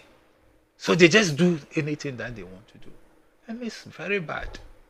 It's very bad. Let me do some messages to wrap up. Our time is up. Kwame, did I hear you well that a new vigilante group has been formed, and for almost 1 week, no one has picked up. No one has picked up by the security and questioned. We are simply not serious in this country. Period. Yes, that's exactly what happened. Their videos are everywhere. I don't know if you've come across any one of them, but I saw the video. Must have been Sunday evening. Today is Tuesday, so must have been Sunday evening thereabouts. Good morning, Kwame. Look at the ages of those involved in corruption now. Were they thought the values in life, or their minds are full of the right to entitlements? Whatever I want, I must have it by all means. Justice in Tema Community 1. You send thus. Hi Kwame, we are again this morning talking about corruption and malfeasance acts. Kwame, why can't we do what would end corruption and malfeasance acts in this country? As your guest, if we should not resort to using swearing of the thunder for people to swear before going into state office, maybe that will stop the problem. Francis always sends me a message on this. Kwame, I'm sure Hanan is trying to flee from justice, hence his attempts at depleting his frozen accounts. So can't we learn from the Kenofurieta case that Vicena comes back again? And this one is coming from Eric in Awushi. You say building and waterways is a problem from the start. And you say the chiefs are also complicit.